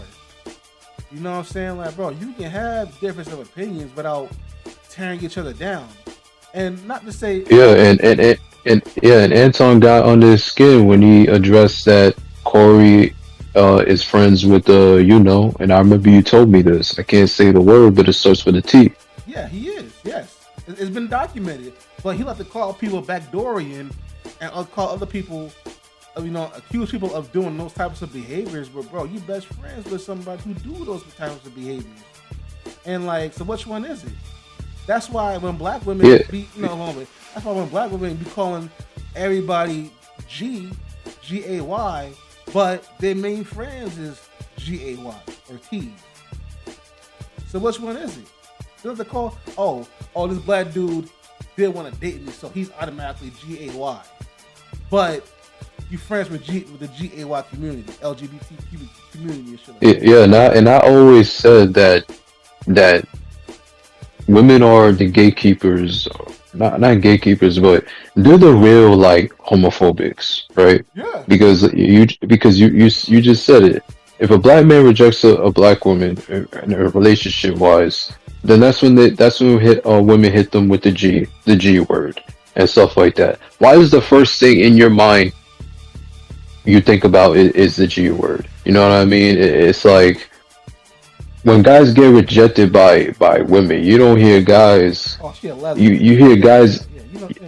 Yeah, you don't hear guys like being homophobic or whatever or saying that. But there are guys that be catching their feelings. Yeah, but you never hear them say that. But Anton struck a nerve in Corey, and that's what did it, because it's true. Because regardless if you play for the other team or not, don't be friends with a person that's into sick and demented things. Because if you have friends like that, then you have no room to talk. That's like liberals defending illegal immigrants that did all these sick and demented things to children. Yeah. It's like, why are you defending illegal immigrants for what they do? Or worse, all these white liberals all up in the uproar like illegal aliens, but not knowing the same victims, the same white female victims that look just like these white liberal women mainlining this shit. They're the ones getting SA'd by these illegal aliens. But they're not gonna talk about that. They're not gonna talk about women going on jogs at the park and shit, getting hemmed up and SA'd by an illegal alien. They're not gonna talk about, you know, most of these illegal aliens getting drunk behind the wheel and crashing into niggas. They're not gonna talk about that. They're not gonna talk about like the sex rings and like, you know what I'm saying, like actual people who come from like over the border in fucking Scooby-Doo looking ass vans and picking up children and women, vulnerable adults and vulnerable children. They're not gonna talk about that. But ISIS is picking up the Somalians. But the Somalians is running these damn daycares and shit and running up a bag. And you niggas be talking about that. Yep, it's all propaganda, and it's entertaining. That's all I have to say about this damn politics. It's entertaining, and I advise people don't like just have fun with what's going on. You know what I mean? Just listen to how these people, including liberals, like get bent out of shape. I seen a video of this one, I think it was a dude or a woman, said that if eating cat food until Kamala Harris wins. Well, I guess your ass gonna be filled to the brim in that fucking catnip and shit. That didn't happen. Yep, and going back to the Corey thing, like, I lost respect for Greg Smith. I even did a video about him because he said something that was smart, right? I deleted that video off my TikTok. But Corey, man, 57 years old, you over here talking about somebody's kid and then you gonna say that she looks like Kumo D and whatever. I'm like, yo, take Kumo D's dick out your mouth, bro. Like, seriously, what did Kumo D ever did? He didn't do nothing. And like also, just and also to point out, his main reason of defending Corey Holcomb's actions is because let it be told by him, as all fair love at war. There's no rules in war. Well, first of all, this isn't a war. Nobody died. Nobody got into a fight. Nobody got a broken nose or a blackened eye or broken ribs or a torn ACL. Nobody has a hangnail over this whole situation. So first of all, you can throw it out the window. Second of all, there are rules in war. You ever heard of the Geneva Convention? You ever heard of how we can't waterboard terrorists? We can't drop fucking biohazard ass fucking weapons on our enemies, because shit like NATO and like the UN, they're against shit like that. You can't fucking drop a biohazard ass weapon that turn fucking your enemies into fucking scarily like fucking fish. You can't do that because there's rules of war. There's that one scene in Family Guy when Stewie Griffin was beefing with that other little kid. Stewie told the other kid, "Hey, we swore on you can't do biological warfare. We swore on the playground. We swore by the seesaw." You know what I'm saying? Yeah, you know what I'm saying? Like, dude, there's always rules of war. So like all fair and love war. Yeah, you say that till it happens to you. What? So now so if me and Craig Smith get to a beef, I can bring up his dead relatives. I can bring up his kids. I can bring up, you know what I'm saying? Like his cousin who got hit by a car, his mom who died from cancer. You know what I'm saying? Where does it start? You know? And another thing I'll say, and you're right, another thing I'll say about, going back to the Malcolm X thing is like, all I'm going to say is this, for people that be assuming and generalizing that all black people that are that in a movement or political leaders, civil rights leaders, right? This is for the people that think that they're actors. Malcolm X wasn't an actor, bro. Because think about it, actors protect their own, right? As far as, okay, for example, if you have two people, right, they're both actors. One of them gets into some hot shit, like they're into young girls and whatever, right? The actor is going to protect them, right? Yeah. How can people say that Malcolm X is one of those, is an actor, when he literally exposed Elijah Muhammad for being a weirdo? Let's just cut the shit, bro. Yeah, I get it. Like Martin Luther King, 40-30, we all know, we seen the Chronicles of Judah. You know what I mean? Yeah. And like I said, this is the reason why Muhammad Ali said one of his biggest regrets, you can even look this up, one of his biggest regrets is not listening to Malcolm X. And also, here's the thing, because I'm gonna say something controversial as well. I'll go out of my way and say that Muhammad Ali was a hero, because this man literally lost everything in his prime years.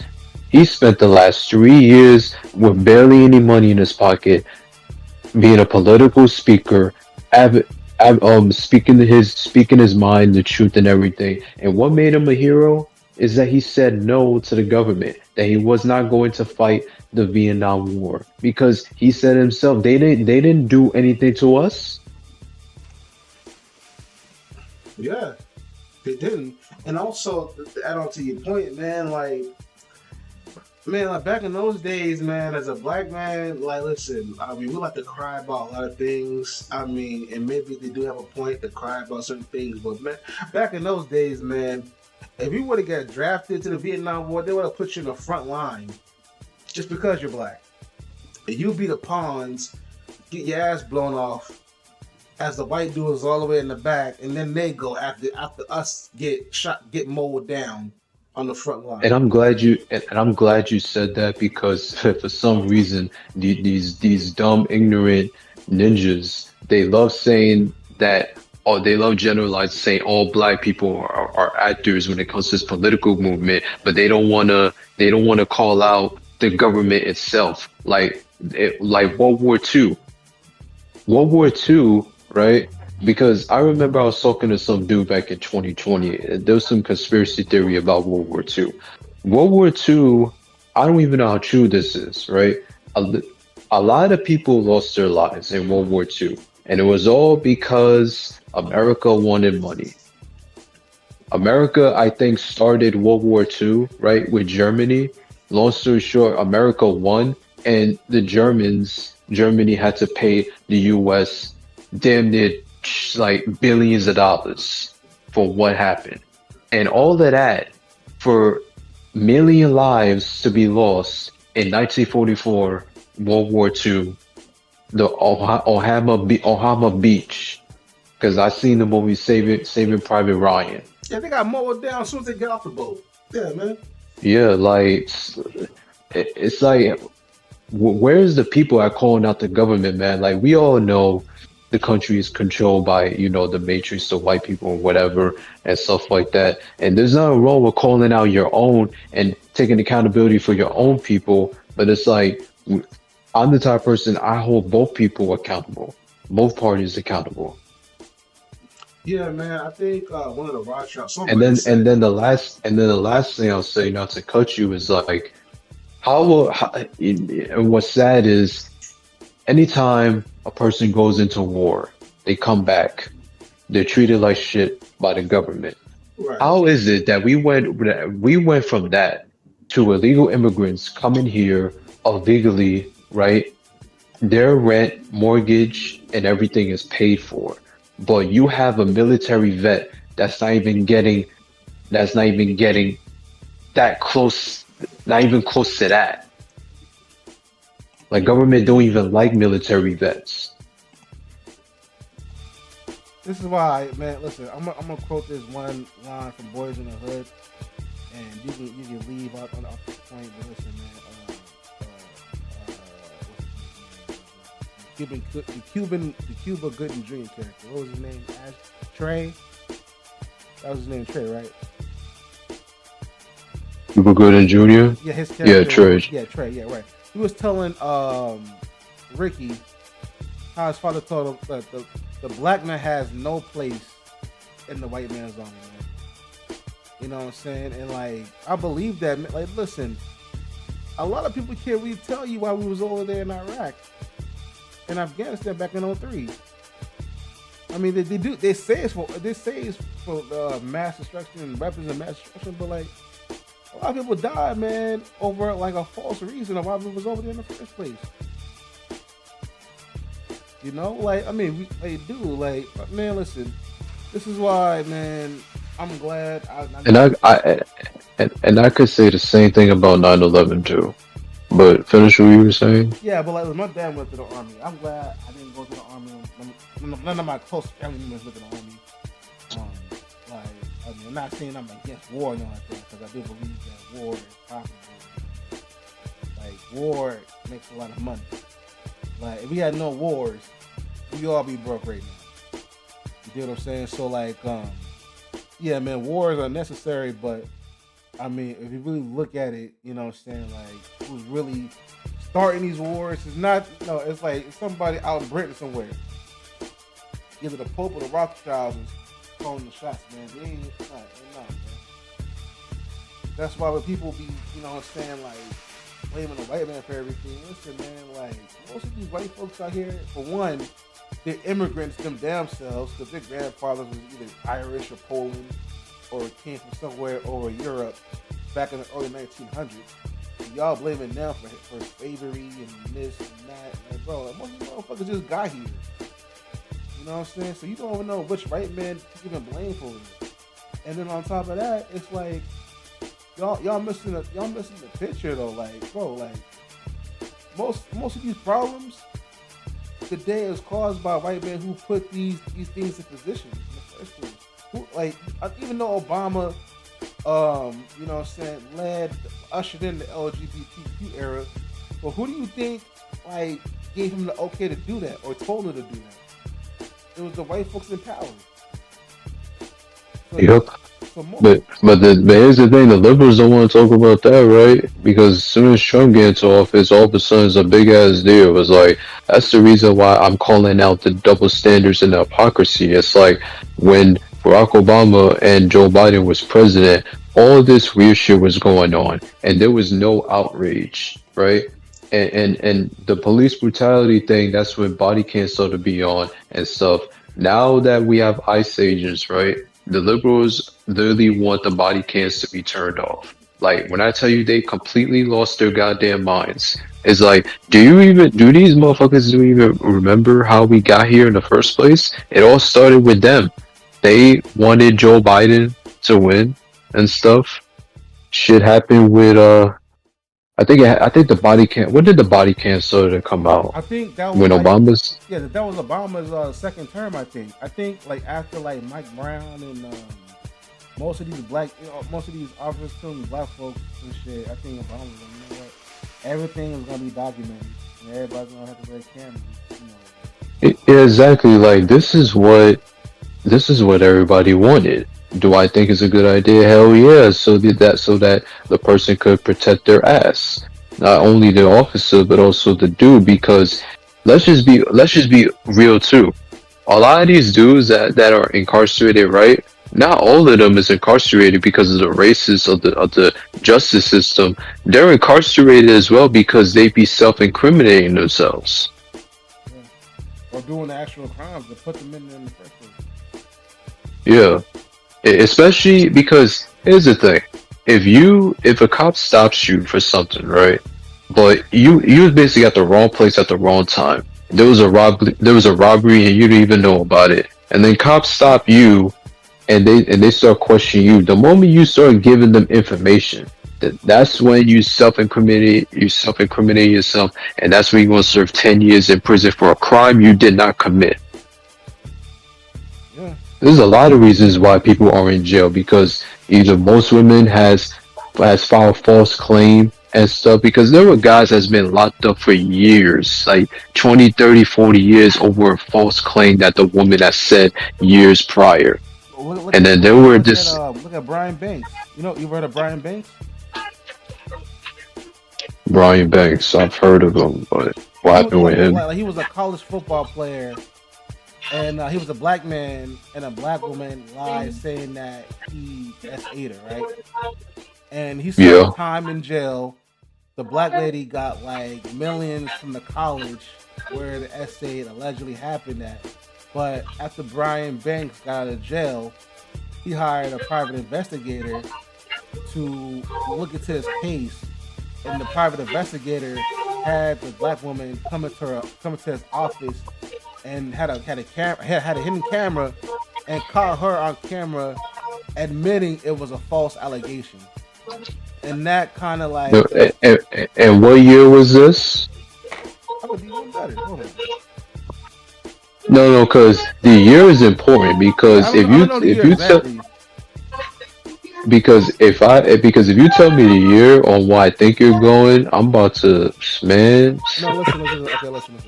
Brian Banks is an American football player famous for being falsely accused of rape, serving time in prison and later being exonerated, allowing him to pursue his NFL career. Inspiring story chronicle in the bright. Yeah. Also, there was a movie based on it. This happened. Well, he got exonerated in 2012, but the false accusation happened in 2002. Classmate Juanita Gibson falsely accused him of the act, or the false act that falsely accused him. Yeah, it happened in 2002. So pretty much he did 10 years. 10 years. Oh, and you want to know why I asked you what year that happened? Guess who was president in 2012? Barack Obama, right? Yeah, 2012, yeah. But yeah, so this is where the hypocrisy comes in the double standards, right? That situation with Carmelo Anthony and Austin Metcalf, right? A lot of people, including liberals, were asking, where's the body cam footage and stuff? The real question is, I said body cam, where was the camera, right? The real question is, guys like Brian Banks and his situation, where the hell was the camera for that incident? Oh, let me think.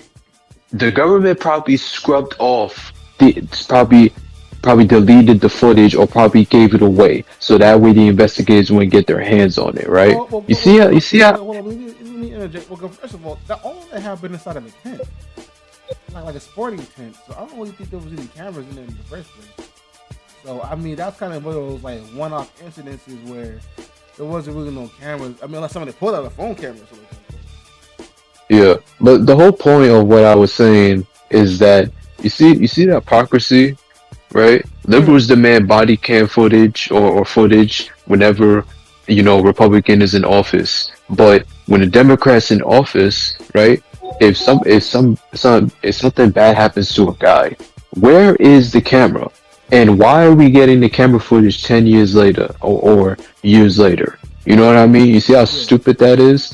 That's why I'm saying, like, this whole political system, including liberals and Democrats, they're full of shit, bro. Yo, Yogi, what up with it, man? Now I'm live streaming right now. We had a big ass little powwow. B-Sig was in here, Tekka was in here.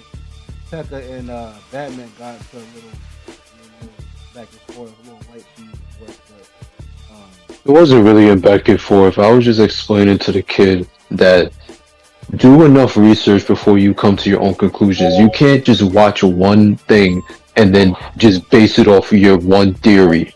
Because I gave that example about ICE, right? How the liberals in the media, they be twisting the words around, saying how ICE detained a 5-year-old, acting like ICE is over here chasing like little boys and stuff. When the real news, what they didn't want to tell you is that the father abandoned the child and the mother didn't even want to take him. The father was an illegal immigrant.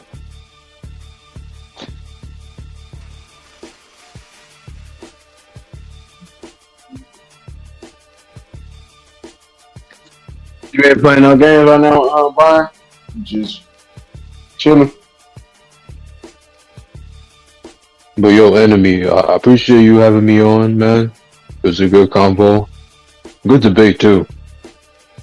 yeah, I'm on the phone right now. Yeah, but I'll catch you later, though, man. Good talk. All right, man.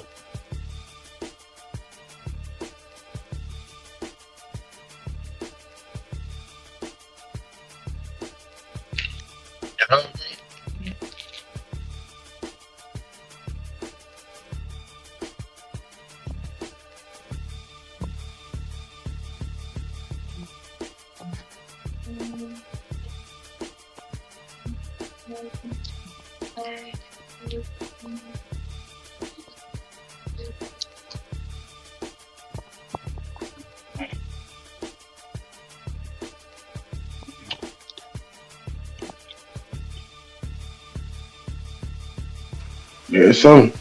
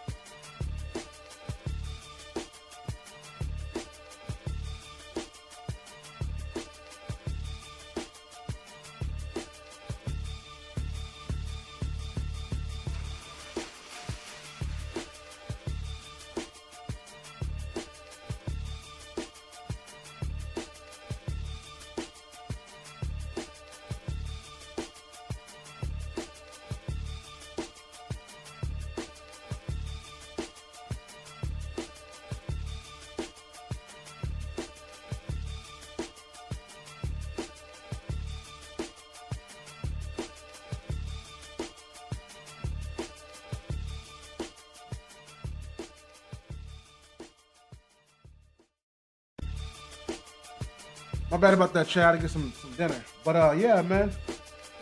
After the discussion and shit, we can still keep it going. I'm gonna put on some kind of shit.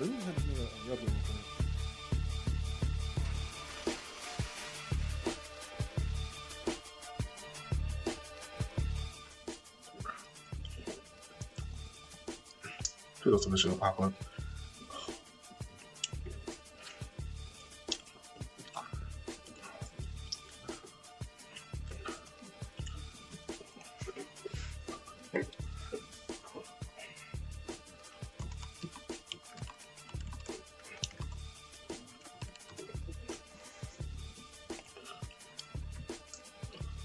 Yeah, man. So we're gonna watch it on Friday with Judah.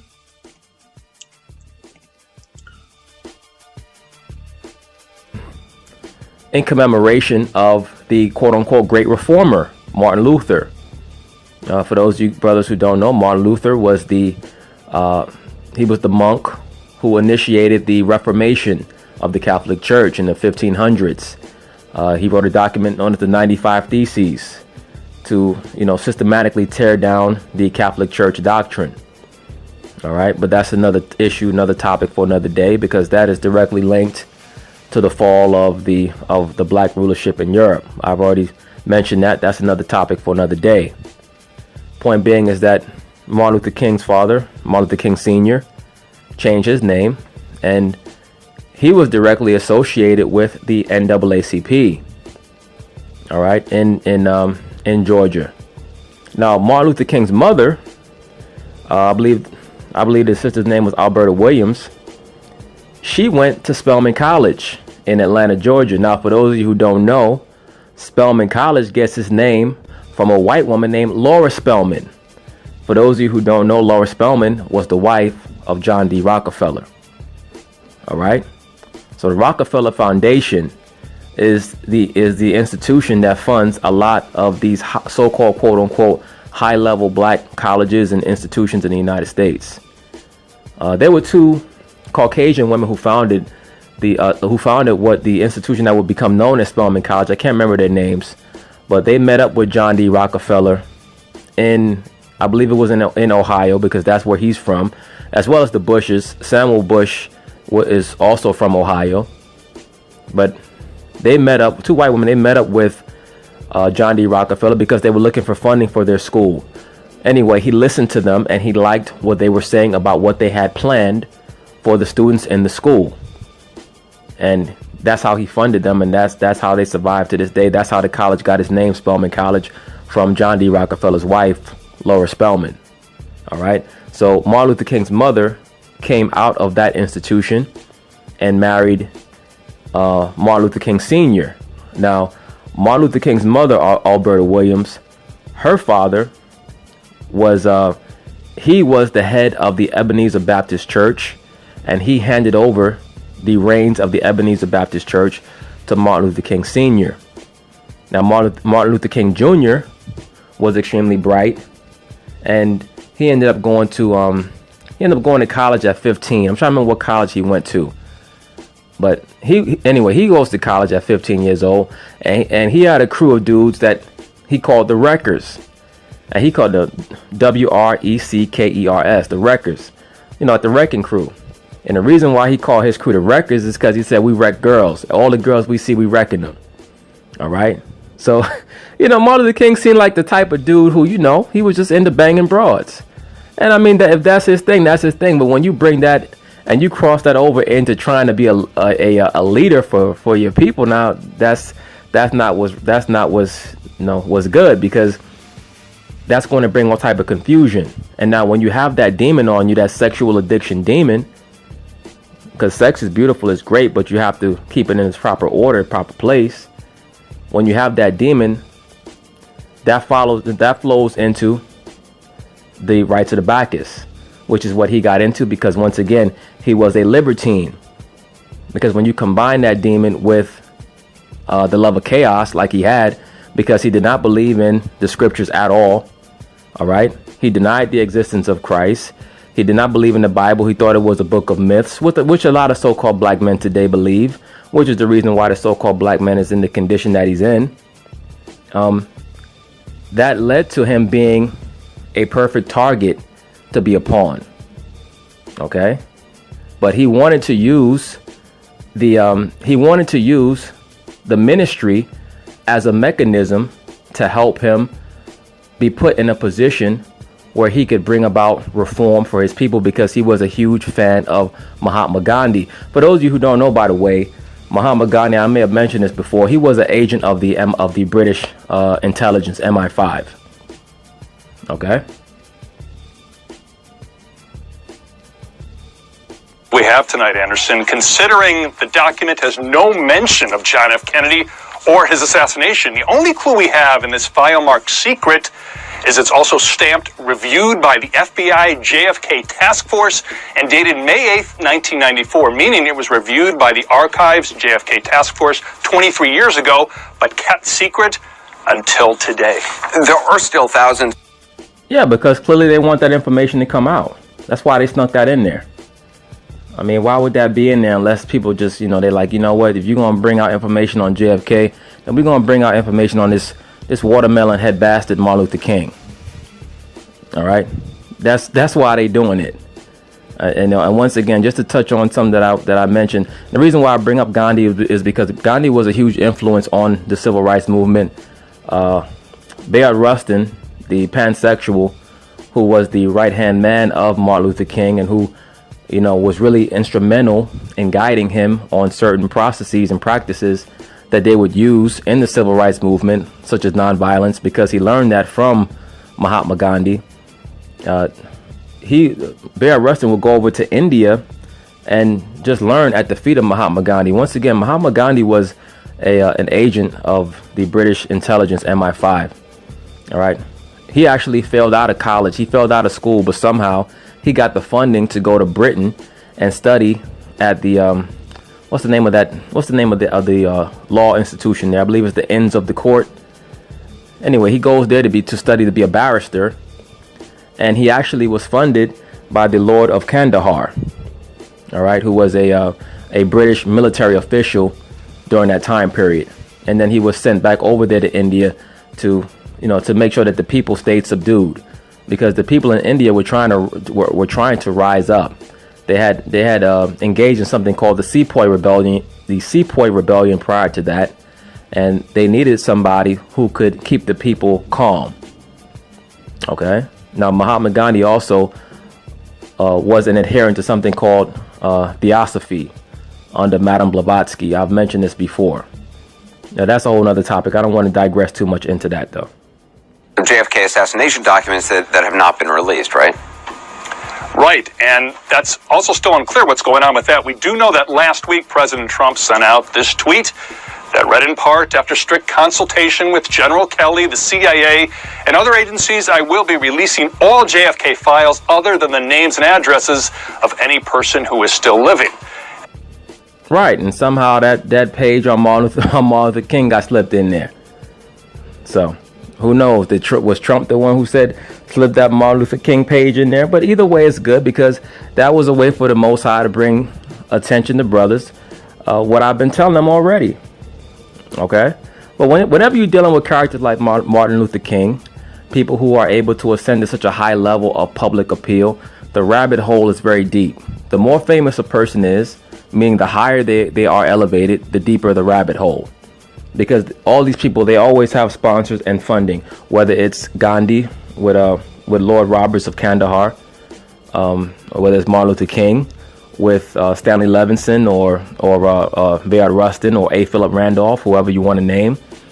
They always have backing. They always have a puppet master, because that's the point. If you're not being directed, then what point is it to have you being used as a pawn? The people on television talking are never the ones who are in control. Their job is just to act as a representative of certain interests. That's it. And they are being released on a rolling basis by the National Archives. There are still thousands of pages yet to be released, so much more to come. And I mentioned this also a long time ago. Martin Luther King really wanted to get with a white woman. All right, there was a Caucasian woman that he met at Boston University that he wasn't able to marry because of the time period. it wasn't time for that yet. So he had to settle for Coretta Scott King. All right. So around 1952, you had a man named Thurgood Marshall. Thurgood Marshall was associated with the NAACP. He was able to get involved and help find documentation that was integral to get, to win the case known as Brown versus the Board of Education, which would push integration of the schools, and it was able to basically decertify the findings of Plessy versus Ferguson in 1896. That's if I remember correctly. All right. If you brothers look everything up that I'm telling you, and if I'm making any errors, brothers, please correct me. All right. So if I remember correctly, it's Plessy versus Ferguson in 1896, and you had the Brown versus Board of Education in 1954, which Thurgood Marshall played a heavy role in. He also was eventually put on the Supreme Court later on, but 1954 you had the Brown versus Board of Education. 1955 you had the Montgomery bus boycott. All right, and then 1956 or 57 you had the founding of the SCLC. All right, which is how Martin Luther King started to rise to fame. So after that, he systematically began to rise up and up and up. With the aid of A. Philip Randolph and Bayard Rustin, they planned the March on Washington in 1963, in which they were going to use the speech, the I Have a Dream speech that was crafted by Stanley Levinson, once again a Caucasian Jew communist lawyer who himself was reporting to a KGB operative named Lesiovsky, Lessiovsky. This guy Lesiovsky, he was a KGB operative who also had a high position with the United Nations. Okay, so he was reporting directly to the Soviet Union. So this is why my man, what's my man named, J. Edgar Hoover. I'm sorry, brothers. A lot of this information I've gone over years, and sometimes it's difficult for me to recollect. But this is why J. Edgar Hoover stayed on Martin Luther King so hard, because he knew that he was a communist. He was a pawn of many different factions. And as I've stated previously, Martin Luther King attended a school known as the Highlander Folk School. Him, Ralph Abernathy, and that lesbian, Rosa Parks, who they used. She was none but a secretary at the SCLC. It was really a young sister named Claudette Colvin who resisted getting up out of her seat on the bus. But they knew that they really couldn't use her because she was a 14-year-old girl who was pregnant. So they decided to use Rosa Parks. I told you, everybody involved with the SCLC is a degenerate, right? The SCLC was like the Black Lives Matter movement of its day. Everybody was either pansexual or lesbian or something like that, just on TV trying to act like they not. At least today, the Black Lives Matter they'll directly tell you that they're all lesbians and faggots. Back then, they tried to hide it. Okay, but yeah, all that stuff was contrived. All right, but Stanley Levinson, he crafted. All right, so now this is a good article that I found on Martin Luther King in regards to this issue. Let me see here. So the secret FBI dossier on civil rights leader Martin Luther King alleges that he had a string of affairs and other sexual aberrations. Now, brothers, once again, I told you guys a long time ago this guy was a pansexual. People came in the comments, they said, oh, well, I've heard that he had a lot of women, but I never heard that. What do you see? What is a sexual aberration? Notice they make a distinction between his affairs and sexual aberrations. What is that? That means that he was experimenting with other things. Okay, I told you guys that he was dealing with pederasty. He was also dealing with homosexuality. I told you brothers that. Okay, this is why they're trying to come out and say, well, a lot of it has not been substantiated. Look, I've done my research on it for a very long time. I already know what the deal is. What they're trying to do is they're trying to hold off this type of information because they don't feel like people are ready for it yet. If American society fully embraced pansexuality, then they will reveal everything on Martin Luther King. This guy, Martin Luther King, I mentioned this before. When this guy went to go get his Nobel Peace Prize over there in Norway, this motherfucker was butt naked chasing a white woman down the hallway. Okay? When he went to go get his Nobel Peace Prize in 1964, the police caught him butt ass naked chasing down a woman butt naked in the damn hallway. All right? I guess he wanted to show her that he was free at last. I don't know. The file was released in a tranche of documents relating to the assassination of John F. Kennedy released on Friday. Mr. Kennedy is not referenced in the file. Of course not, because they slipped this document in there to throw people off and just reveal this man because they tired of this man hiding. Let me see here. Let's see what's relevant. One allegation that King had a mistress in California with whom he fathered a child was attributed to a very responsible Los Angeles individual in a position to know. Among its other accusations are that Dr. King was surrounded by advisors with strong links to the Communist Party USA. Of course, all of his people were associated with the Communist Party USA, brothers. All of them. All right? Bayard Rustin, Ralph Abernathy. Ralph Abernathy visited East Germany back before they tore down the Berlin Wall and said, you guys are getting it right over here. All right, we need to get it right over in America. Oh, and that's what I was talking about that slipped my mind.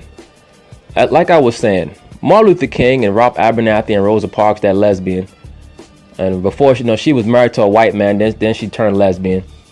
But anyway, they went to the Highlander Folk School over there in Tennessee, and you guys could Google a picture of them sitting in the Highlander Folk School.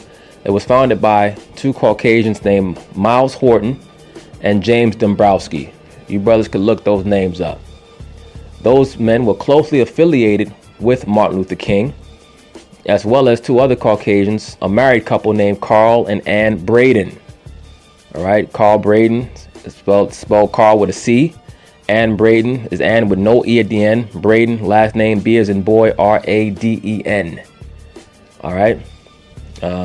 They were heavily involved in Hegelian dialectic tactics. They bought a house for a black family in a white part of, or in a white neighborhood in Louisville, Kentucky. Right? So they bought the house for the black family, and then they blew up the house and tried to make it look like white people in Louisville blew up the house to try to show that racism and terroristic racial practices were going on in Louisville. These are the type of things and stunts that they pull to try to force integration, quote unquote integration. Why is that? Because when you're trying to promote communism, you want to break down culture. Because when you break down culture, then it's easier for people to look towards the government for leadership and for inspiration. Okay? That's what it's all about. But everybody in his crew, they were all communists, man. All right? His statements were always subject to approval by the alleged communist sympathizers. And yes, they were. Before he made any official statements, Martin Luther King had to run everything by Bayard Rustin and Stanley Levinson. Everything. Okay? Everything. And that's how it's always been. But like I said before, the rabbit hole is always deep when you're dealing with these issues. Like I mentioned, the Brown versus Board of Education ruling. The head judge on that ruling was a man named Earl Warren. For those of you who don't know, you brothers can look him up. Earl Warren was declared the head of the Masons in California back in 1935. He also was the judge who was put in charge of the Warren Commission after John F. Kennedy was killed. I told you, brothers, that the reason why they wanted to have Lyndon Baines Johnson as John F. Kennedy's vice president was because they wanted to make sure that if John F. Kennedy went off and he could not be properly controlled, that they would have a company man that they could replace him with. Okay?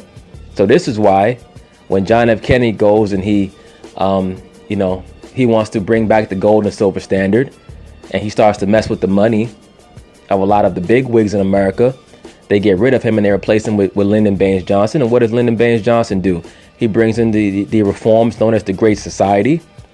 And he also is the one who signed, who assists Martin Luther King in the ratification of most of the civil rights bills. You see that? So that's what's known as the Hegelian dialectic, pressure from above and pressure from beneath. When they no longer needed Martin Luther King, what did they do? They just bumped him off. That was it. That's how they operate. All right. But anyway, he was a secret supporter of communism, a wholehearted Marxist. Well, I could have told you. I've been telling y'all that for months. His organization, the Southern Christian Leadership Conference, set up a tax dodge to raise funds for its activities. The SCLC and also another organization they had, the SCEF, I believe it's the Southern Christian Education Fund. Those were all communist fronts, brothers. All right, they set up those fronts so that they can get charity donations from their donors, from their sponsors, which are always Rockefeller based. Okay, they got funding from a lot of high level oil and banking institutions, because once again, the system of government that the international bankers prefer is communism. Period. All right, and of course, who was one of the main people who streamlined communism? Karl Marx. Karl Marx's teacher. And before I forget, I'm glad this hopped back in my mind. As I told you, brothers, or I may have mentioned it in this video, Martin Luther King was a big fan of George Hegel, who was a German philosopher in the late 1700s, early 1800s. He is the father of what's known as the Hegelian dialectic. Okay? George Hegel, last name Hegel. Now, George Hegel had a student by the name of Bruno Bauer. And for those of you who don't know who Bruno Bauer is, he's the man who concocted the this nonsensical theory about the Piso family in ancient Rome creating the New Testament. I had some guy in the comments, I don't want to call him no names, but some guy in the comments a while ago who got mad about something that I said about Kaepernick. And he started talking about, I want to debate you on the 12 tribe sign, and I want to debate you on the New Testament because the New Testament was made up by Piso. That shit comes from Bruno Bauer. All right. I mentioned this in a video that I did on the transgender thing. One of the transgender videos I did. And I mentioned that most of the philosophies that we adhere to today in Western society are predicated off of philosophies that were created in the mid to late 1800s in Germany. All right. The German thinkers are viewed as the brain trust of Western society. They're the ones who promoted things like sexology and psychiatry, things of that nature that affect how people think and why they think what they think. But anyway, back to the point. Hegel had a student who invented the Hegelian dialectic, which is just as above, so below, just Luciferian principles. He had a student named Bruno Bauer who came up with the Piso family wrote the New Testament, that bullshit, because he wanted to get rid of the Bible. The point of Enlightenment thinking is to get rid of the scriptures. Now, Bruno Bauer had a couple of students by the name of Karl Marx and Friedrich Engels. Now, when he saw what they were developing, which came to be known as Marxism, he felt like they were going too far and he disavowed himself of them. But point being, they are his students. Now, when you have a guy like Martin Luther King come along, who is an adherent to George Hegel, and also was a big fan of Henry David Thoreau. For those of you who don't know, he was another writer of the 1800s who was heavily into reform and things of that nature. This is where you get the brain of a Martin Luther King. This is the person that our people adhere to, a person who follows numerous philosophies from various Caucasian thinkers and thinks that he was going to be able to repackage those ideologies into a way that was going to help so-called black people. And when he realized that philosophy only goes so far, there's only so much that you could think about thoughts, think about why you think what you think. When he realized that, then he got depressed. And that's what happened with Martin Luther King at the end of his life. He became very depressed. And that's why he leaned on sexual intercourse with random women. He started to lean on marijuana. He also started to lean on alcohol. Now, just to wrap this up a little bit. Well, let me read this. Let me read down. Oh, Dr. King took part in drunken sex orgies. Yes, the Bacchanalia rites. Brother, let me tell you something, man. I told you this a long time ago. You're going to find out the things I tell y'all are rock solid, man. All right? You're going to find out the things that I tell y'all are rock solid. And by the way, Henry David Thoreau, before this skips my mind, he wrote an essay on civil disobedience. Okay? Once again, he was one of Dr. King's, he was one of the guys who inspired Dr. Martin Luther King. All right? But once again, these guys were worshiping the Bacchus.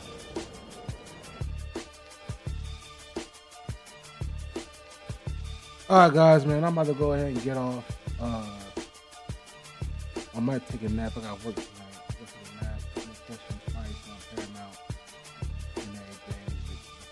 Well, yeah. It's 9 p.m. Eastern time, so 6 p.m. So I might take like an hour or two nap or whatever. Get up and actually start that. But today was a good show today, man. I could be back on maybe Tuesday because I got back-to-back shifts starting tomorrow. Well, tonight I got work from tonight all the way to tomorrow evening.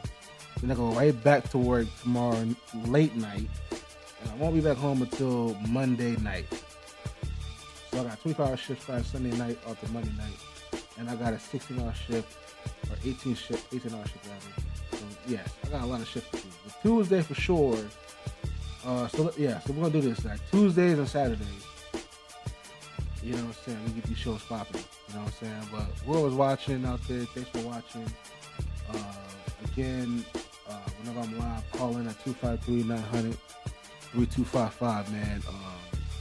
Yeah, man. I'm pretty sure there's nobody watching today. But hey, we had healthy discussions today, man. So thanks for watching.